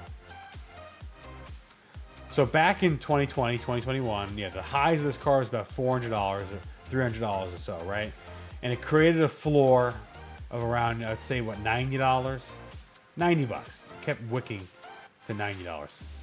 This is $68. This is a crazy price. We would buy it for that. But it created a nice floor, and over time, it created higher lows. It's steadily going up, but it's meeting resistance constantly. People are constantly selling this card for, if it hit $200, $175, almost $200. Constantly, people are selling this card back down, and people are then buying the dips. Okay, I'm sure you guys have heard of this terminology of buying the dips. People are doing that with this card. And there's only 318 of these in existence, so it's not as clear cut. If I had market data of like 1,000 plus cards, maybe I'd get a little bit better of a window here. But you can see it hit resistance, finally just broke through and said, screw this, broke through resistance, and even back tested it. Oh my God. This is kind of like the crypto stuff I was looking at. Look at this. This is clear-cut charting, guys. This is charting 101. It broke out of resistance, created a new high of 240, back-tested the previous highs of $200 or so, and held support, and now it's making new all-time highs. That's charting 101, people. Motley, can you attest that this is charting 101, sir? Because it is. It's stupid how crazy this is. Pokemon cards is doing charting. Super says, all right, whatever. Molly says this is super interesting. Yeah, I thought it was super interesting, so that's why I figured let's share it. Even though Supa's saying this, Supa has no care at all about the market stuff. You sharded just alright. Let's go for more popular cards and see if we can get better price data. I'm doing this live on the fly. Is this Japanese now? What the hell is it? It got switched to Japanese by accident. I didn't do that. English. There we go. Should we stick to vintage? Jungle? Maybe unlimited? There's gotta be a ton of those cards. Like the Pikachu, right? The Pikachu unlimited in a PSA 10. I want to see like 1,000. I'm gonna go to Sword and Shield data. Here's 1,000. Okay. Do we have? I don't want volume. Give me all-time high. All-time. No, I want like previous data back here of it hitting highs and back testing it. I want stuff like that.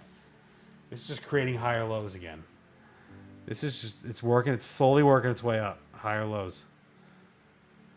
And hitting resistance over and over and over and over again. It's so funny. Let's go more modern. Let's go more modern. Let's go with something like... can we go like to the big heavy hitters of some sets? Like the Hidden Fates Zard? Can we go Hidden Fates Zard and try and see? Because it's got to be a big pop report, right? Yeah, 8,000. It's going to be a lot of sales then. But the problem is that it's not been around that long. So maybe I have to go back to like the XY era. Getting a lot of sales data. Look at this. Look at this. The chart is smiling at you. Motley, you still here, bro? Look at this. You got a higher high. There's your low. Then your higher, a lower high. And if you, this is called charting, guys. So if you create, I can't draw it right now. If you create an eye, and then an eye, and then a smile, when the chart smiles at you, it's bye-byes. That means bye-bye time. The chart here of the Charizard in the PSA 10 was smiling at you when it created this this lower high, meaning that it's going to go down. Meaning bye-byes. And it did that. $1,500, then went down, it halved almost. 50%, pretty much, to $800. It created a floor. And then it looks like it capitulated to $500. And look at that. Oh my God, this is freaking beautiful. Look at that. Okay, so slowly over time, this card here is Cheesy still here? Cheesy, you still here, bro? This is market psychology right now, okay? People bought at $1,500. They bought at $1,000, thinking this is a smart move. Let's buy the correction.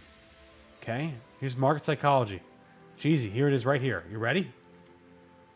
Here's your market psychology. It hit a high of $1,700. People were buying the dip at $1,200. They're thinking like it's geniuses that it went to $1,400, right?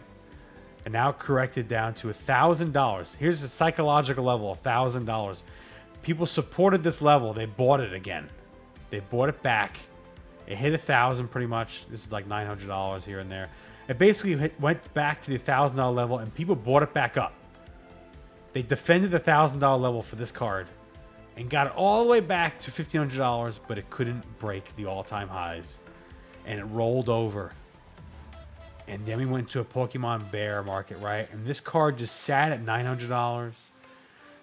And people are defending this previous support level. See here? It created a nice support level. And it broke out about $800. And people were defending that price. Look, see? Do you see how when I move my mouse here, it creates this dashed line? And you can just look back and see. That was previous support of $830, $840. And it held. See how? Look at this. For like a year. People are buying the previous support of $800. But the sellers, I think, got exhausted. And they ran out of patience. And then it finally broke through. And when it finally broke through that support, people just got exhausted. They thought, it's not going back to $1,000 anymore. Forget this. I'm selling the card. I'm moving on. And it broke through that previous support, and it made it resistance. It back tested it again finally for resistance. Here it is. It finally broke. Here is the break of support. This is charting 101, guys. It broke the support, went to 770, below 8 something. Back tested it. It flipped the support into resistance, and then it said bye-byes. And people started capitulating, and they couldn't hold on to it anymore. Said, forget this, I had enough. And then it capitulated. It made, look at this, charting 101. It capitulated to 550. And if you look at the dotted lines, people, go back to the dotted lines. Previous resistance of 550 flipped to support and created the new floor, the new bottom. So people that were able to buy at $500, they said that's gonna be the floor now. That's where I'm gonna buy. That's value. And people recognized it as value and created the new bottom, the new local bottom for this card. And it was up ever since. And now we're approaching previous resistances again. Look at this. $1,400. That was the previous resistance. And now it's starting to stall again. But with this Pokemon craze, you'd imagine that maybe it goes back to $1,390. Maybe it goes back to $1,200. That'll flip and create support again, or hold us support again. And then maybe attack all-time highs of $1,700. That is charting 101. Amazing. This is insane stuff, guys. I guarantee you, I have to be the first. I guarantee I am the first person on YouTube history to go into Pokemon charts like this. I guarantee no one else has done this. I guarantee I'm the first. No one else has looked at charts like this. Because they're not really available. That's the thing. They're not really available, the charts like this. That's why I like PokeData.io. I can see the charts. I can see the history. Where is the card gone? Where is it going to go? Where could it go? What's the possibilities? What did the card start out at? This card launched at $1,300. So you can see. I don't see any resistance. It just blew right past it. And that happens too a lot of times. But pretty crazy. Poke investing would like a word. I guarantee those guys have no idea of this. I guarantee those guys have no idea. I would love to see posts on Reddit Poke Investing of anybody talking like this. Because it's mostly people that are in Pokemon. They're just buying and not examining charts. They're just buying because they might think it's undervalued. They have a feeling it's undervalued. Right? Like, why do I feel like... Well, there's a few reasons why I think 151, like this Charizard is undervalued. It just feels undervalued to me. Right? Do we have data to support that?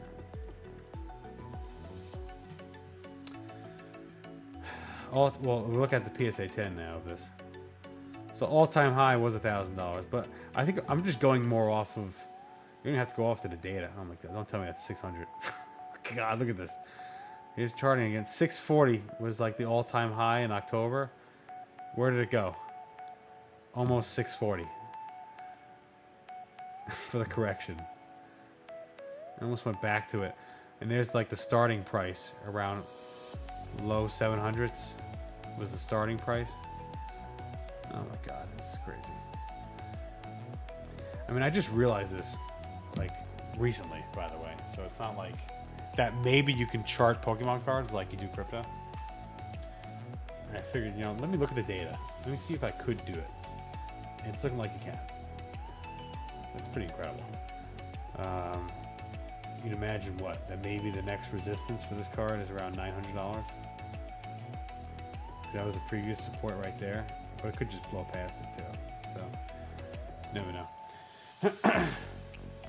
I'm curious to see what you guys are saying now in the chat. I've been completely ignoring you. So I keep saying comments like Suba. Suba's like, this is stupid.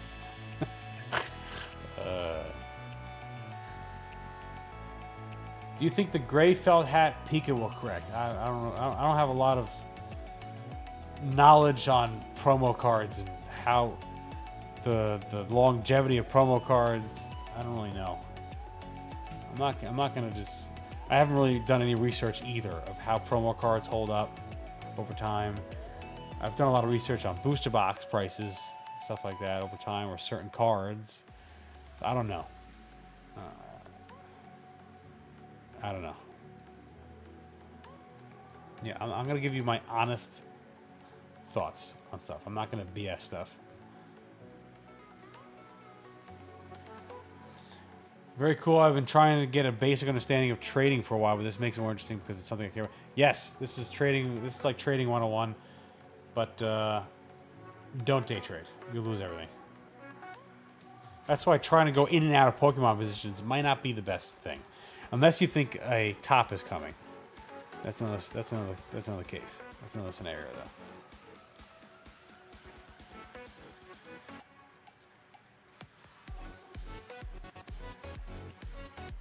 I've been using PokeData since I saw you using it a while ago.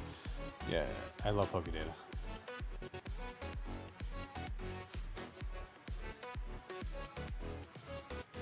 Yeah, the lovely, overhyped cards, predominantly sealed product. Yeah, I don't really know.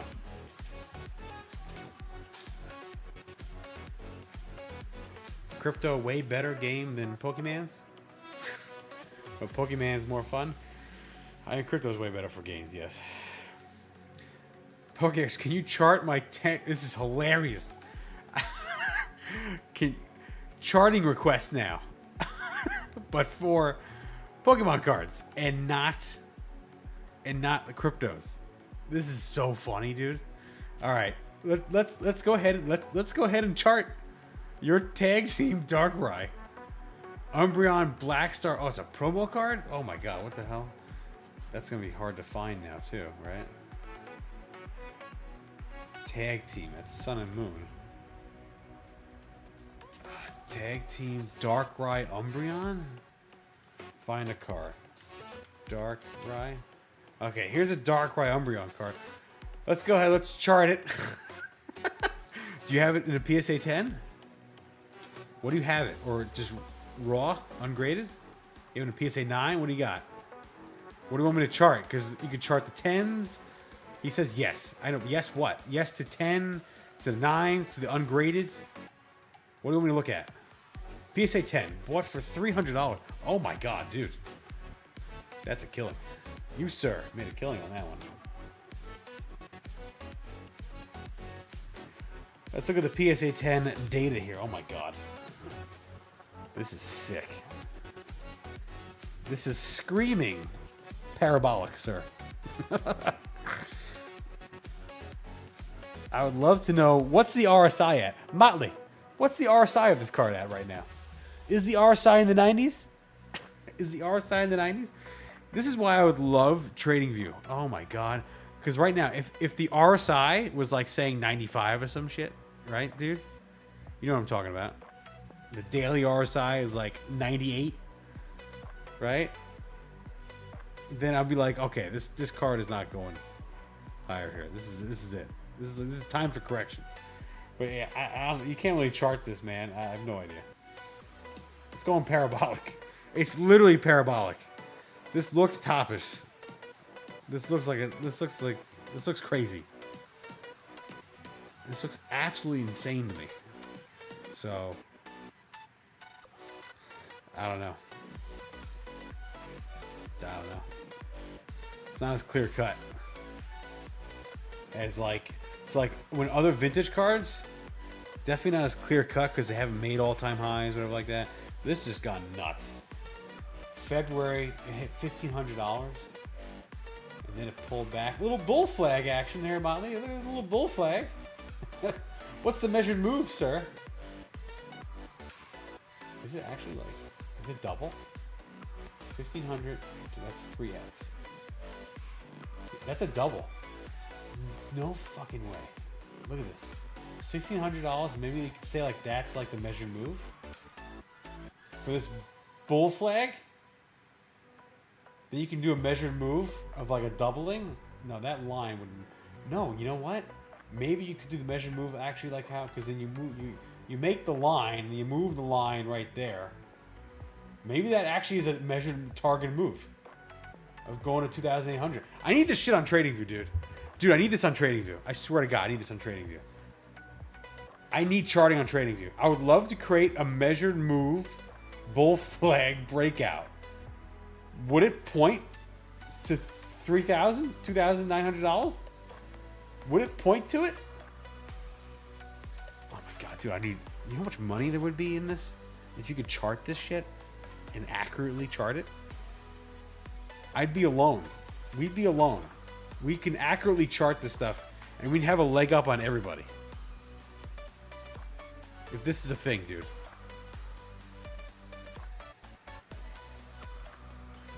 I love Hex hearing giddy over charts is my thing, dude. I mean, that's what I stare at all day for crypto. So like, I stare at. I don't trade it all day. I don't trade all day.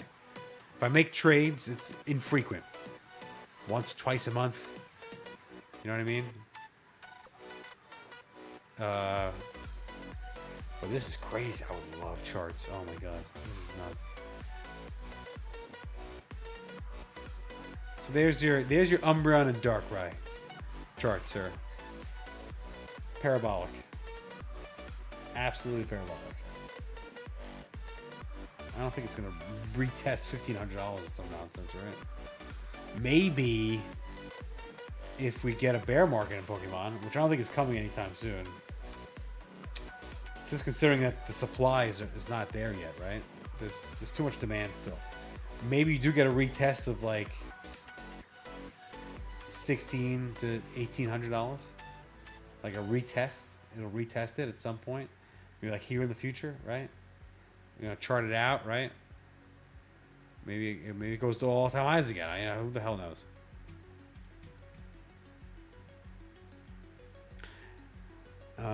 What else we got? We're going on 2 hours now for here. It's looking like no other really questions and stuff like that. This is an interesting stream. Interesting stream, I think, right, guys? Maybe. Definitely not going to hit on the popularity charts for people being interested in listening to this stream. But maybe people are liking it. A select few are liking it.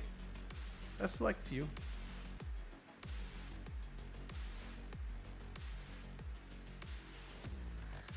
Informative. All right. Molly says more of this. I appreciate it. Anthony says this stream is more up my alley than typical Pokemon streams, which are boring.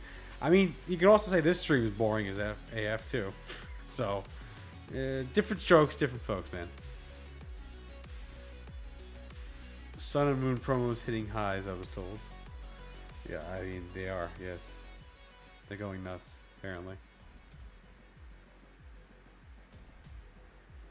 I like boring things. I found it interesting. I'm not going to do anything about it. I don't want to go that hard into charting cards, but still enjoy. Give you now? No. Absolutely not. We're not opening anything now.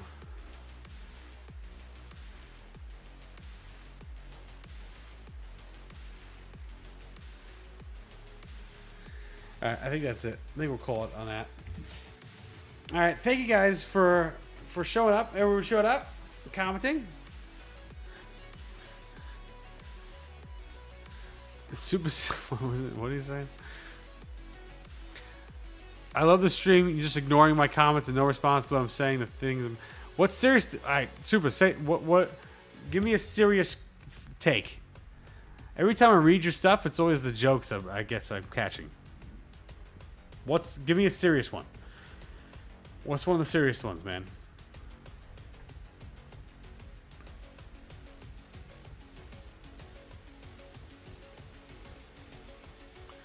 Do this again every 2-3 months? Yeah, I think it's a good idea. Why not? Kai says, hello, I'm here. Hello, sir. I'm about to end the stream, so. What do you want? The collector's output? What are you talking about, man? What do you mean the collector's output? What are you talking about? Maybe that's why I'm just glazing over your things, because I don't know what you're talking about. What collector's output? What are you talking about? I always notice you, sir. I always notice you. Look, you're on the screen now. Oh wow. Wait, can I say what does that mean? See user's history. What does that do? Oh wow, you can go back all the way. I can see like, oh, that's awesome. I can't even do that. Would you still be here if all your dropped to a third of what it's worth? Yes. 100%. Drop to a third. That's actually a great day in crypto, dude. I am not your I am crypto hardened, dude. That is not I stuck around with Hex after dropping 95%. Sir. So, dropping to a third, that's a nothing. That's not a big deal. Dropping 33% is nothing. That's absolutely nothing. He was actually talking about dropping 66% even. Dropping 33%, that is absolutely nothing to me. I don't even really care. I like seeing prices going up because I'm a total degenerate. I like seeing green dildos and prices going up. That's just what I like to see. It makes it more fun for me. But 33% down, that doesn't do anything to me.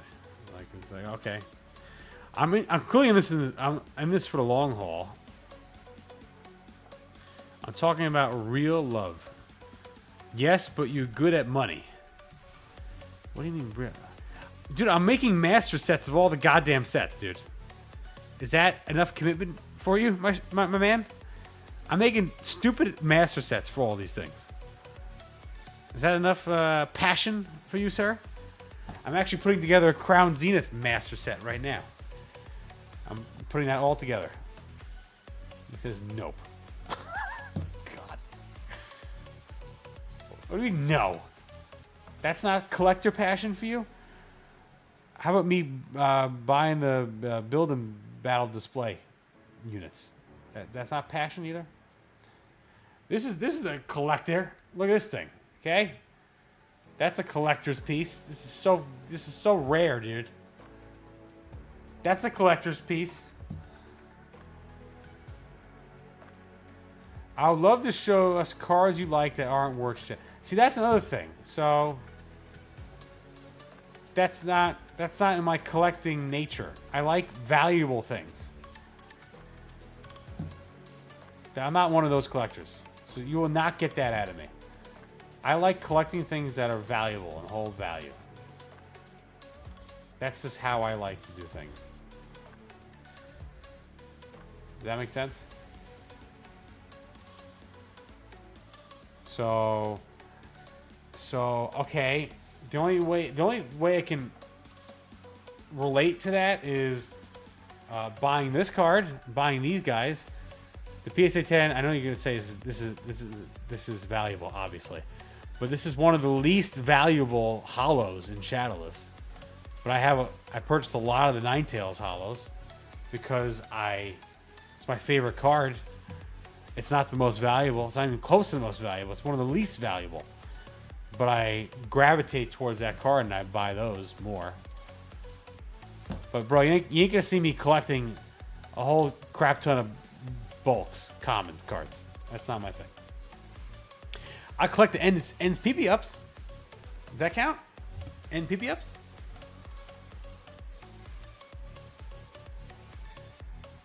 Cards that I like that aren't worth anything. Yeah, ends PP up. Okay, you're not gonna get like if you're looking for you like, oh my god, do you see? Yeah, let's go full screen. Do you see, boys and girls? Out of White Flare, this Shelmet card is my absolute favorite. I'm gonna buy all the Shelmet cards, or this Fire Monkey. I'm gonna buy all the Fire Monkeys. I love this. That's not me. You're never gonna see me do that. That's just not my. That's not my passion. My passion is I like to collect things that are valuable. That's what I like. So you're not gonna get that from me. I'm sorry. I'm sorry. Gobbler card. What do you think about some vendors trying to devalue PSA old certification numbers? That's well, devalue them. What does that mean? Oh, now I know what you're talking about. Okay.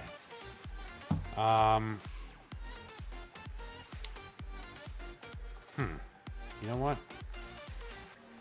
That's interesting. I see where they're coming from, but it's stupid.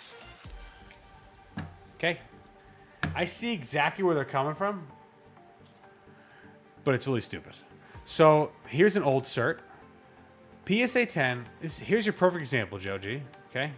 PSA 10, old cert. You see the 2 right there. It's an old, it even looks old, right? It doesn't look like the new ones. 9 tails.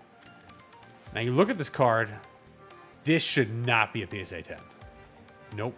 Look at the white corner there. There's the white corner over there. Like, all corners have whitening.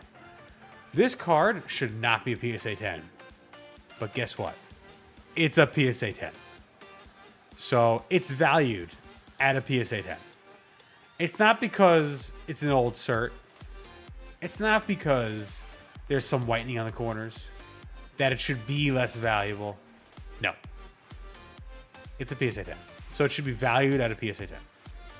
So, I see what they're coming from, but I don't agree with them at all. I don't agree with them whatsoever. It shouldn't be exponentially more expensive. So, how about this? If this goes for $3,000, and maybe if it's really bad, go for $2,900, $2,800, maybe you can make a case for that, you know? But it's a little stupid. It's a PSA 10. It is what it is. So, no. I don't agree. Kai says, bye, had fun. Love you all. Ilu. Superfish says, I love your honesty. I'm not saying that, whatever that means at the end. It's probably some very bad word. That's why I appreciate you as a person. You're not the YouTuber we love to... No, I'm not one of those. I'm not one of those. I'm not going to fake it. I am what I am. I'm sorry that I like value. I like valuable things.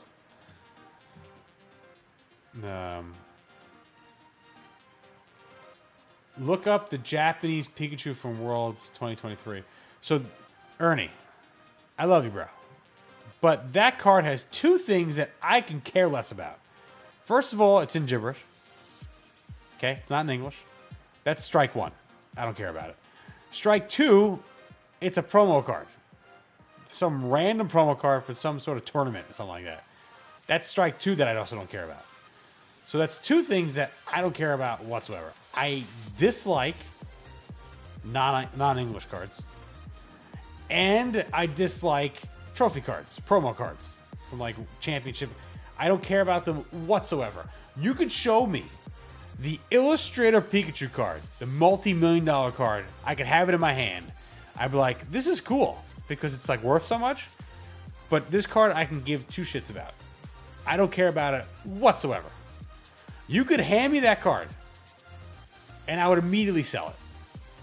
You can give me that card, I would immediately sell it. I don't care about it whatsoever. No care whatsoever. Yep. Reinforcing the it's not a card game thing. Exactly. Because I don't care about the mechanics of the game at all. I do this purely from an art collectible standpoint. Always. My whole life. I've never cared about the Pokemon game.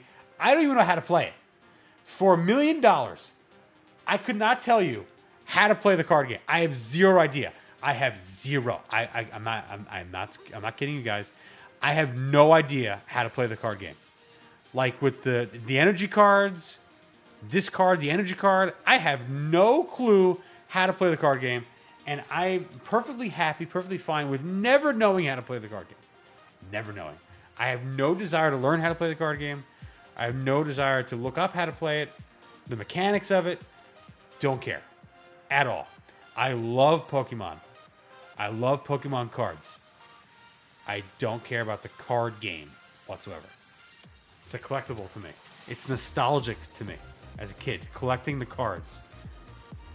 So, that's me. That's just me. So the trophy cards, the championship cards, don't care about them whatsoever. Literally, could not care less about them. But I can understand. I can understand other people's perspective of loving them and stuff like that. But not me. The game is fun to play with friends. So, that's actually interesting. So, like, Yu-Gi-Oh! Is a game I actually played. So, Yu-Gi-Oh! Hits a little differently for me. So, I have a nostalgia thing with Yu-Gi-Oh! But I also played the game. That one I actually played. Did I play it correctly? Not really. But I did play it. So, that hits a little differently with me. Yu-Gi-Oh! Yu-Gi-Oh! Dork. That says Molly. Nerd. Yeah, definitely.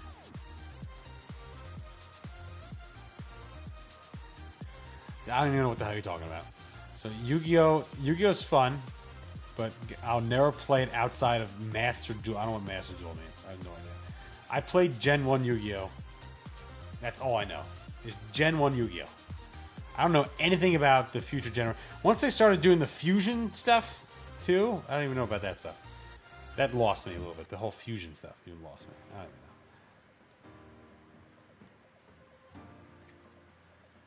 My cousin and I fought constantly as kids. I was a Pokemon kid. He was a Yu-Gi-Oh! I clearly won. Yeah, I liked both. But Yu-Gi-Oh! Came later for me. So, my timeline was Pokemon cards, baseball cards, and that lasted only like a few months. And then I took like a year break or some nonsense, and then Yu-Gi-Oh! Yu-Gi-Oh! Is so down bad right now. Yeah, I don't really care about it. I don't have as much of a nostalgic passion of Yu-Gi-Oh! That I do with Pokemon. Pokemon hits way differently for me. Pokemon hits way differently for me. So, it always did. Pokemon hits way differently on the nostalgia berries. On the memory berries, it hits way different. So, Ven Crypto.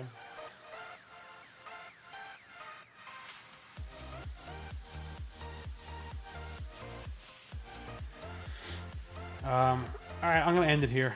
That was fun, guys. Maybe we'll do this kind of stream. I don't know, once in a blue moon. It's not gonna be a popular thing that I'll probably do. Maybe if I get a more requests for it and stuff like that, I don't know. We'll see. Every Wednesday? Absolutely not, Molly. There's no way. I don't think there's not enough like traction, so to speak. You know what I mean? Demand. Molly says, you need me to buy you an air duster for the keyboard. Yeah, I know, right? How hilarious. It is filthy. It is gross. This keyboard is so gross. It's actually clean, though, in terms of, like, oils stuff, because I wipe it down, like, top. But, like, in terms of the dustiness, yeah. Just, you know what it is? I think it's also opening up all the Pokemon cards, too. It goes everywhere. You can blame Pokemon cards for that, by the way. You can blame Pokemon cards for that. Keyboard works fine. Keyboard works great. But yeah, I think it was a lot of fun. I think this will be like maybe a once a month kind of thing. Talk about the Pokemon market. Right? Blame on the Pokemon cards? Yes, exactly. Just suck it clean. God. That's funny. Be right back. Going to buy Erica's invitation. Erica, that card has gotten slammed. Yeah, I hope things I talked about helped you guys. Maybe made some sort of impact, some sort of way. Maybe a better understanding of stuff. I don't know. Right? Maybe at least a better understanding of price charts. Who knows? Maybe looking at things undervalued, overvalued. I don't really talk about overvalued stuff. I talk about just undervalued. Obsidian Flames, very undervalued. 151, very undervalued. I think those sets are very undervalued. Sharded Fable, still sucks. Charting requests incoming. TradingView, make charting Pokemon cards a thing. Oh my god, it'd be so insane. I don't know how they'd even track that or do that, though. That's the problem. I am not a dev guy. I'm not a coder kind of guy. But that is something that I would love to create. I would use it myself. I don't know anybody else that would use it, but I would use it. That's for sure. All right, I'm going to go. I'll see you guys. If you have not, I think everybody here already knows. But if you're not in the Discord already, go ahead, join the Discord. Link in the description down below. I'll talk to you guys there. What do we have coming up? I think on Friday's live stream. What are we doing? I have no idea. We're doing Black Bolt and White Flare, possibly. Maybe. Who knows? Whatever. We'll see. I'll see you guys on next Friday's live stream. And have a great rest of your week. Great rest of today, Wednesday, little hump day. I'll see you guys later. Bye-bye.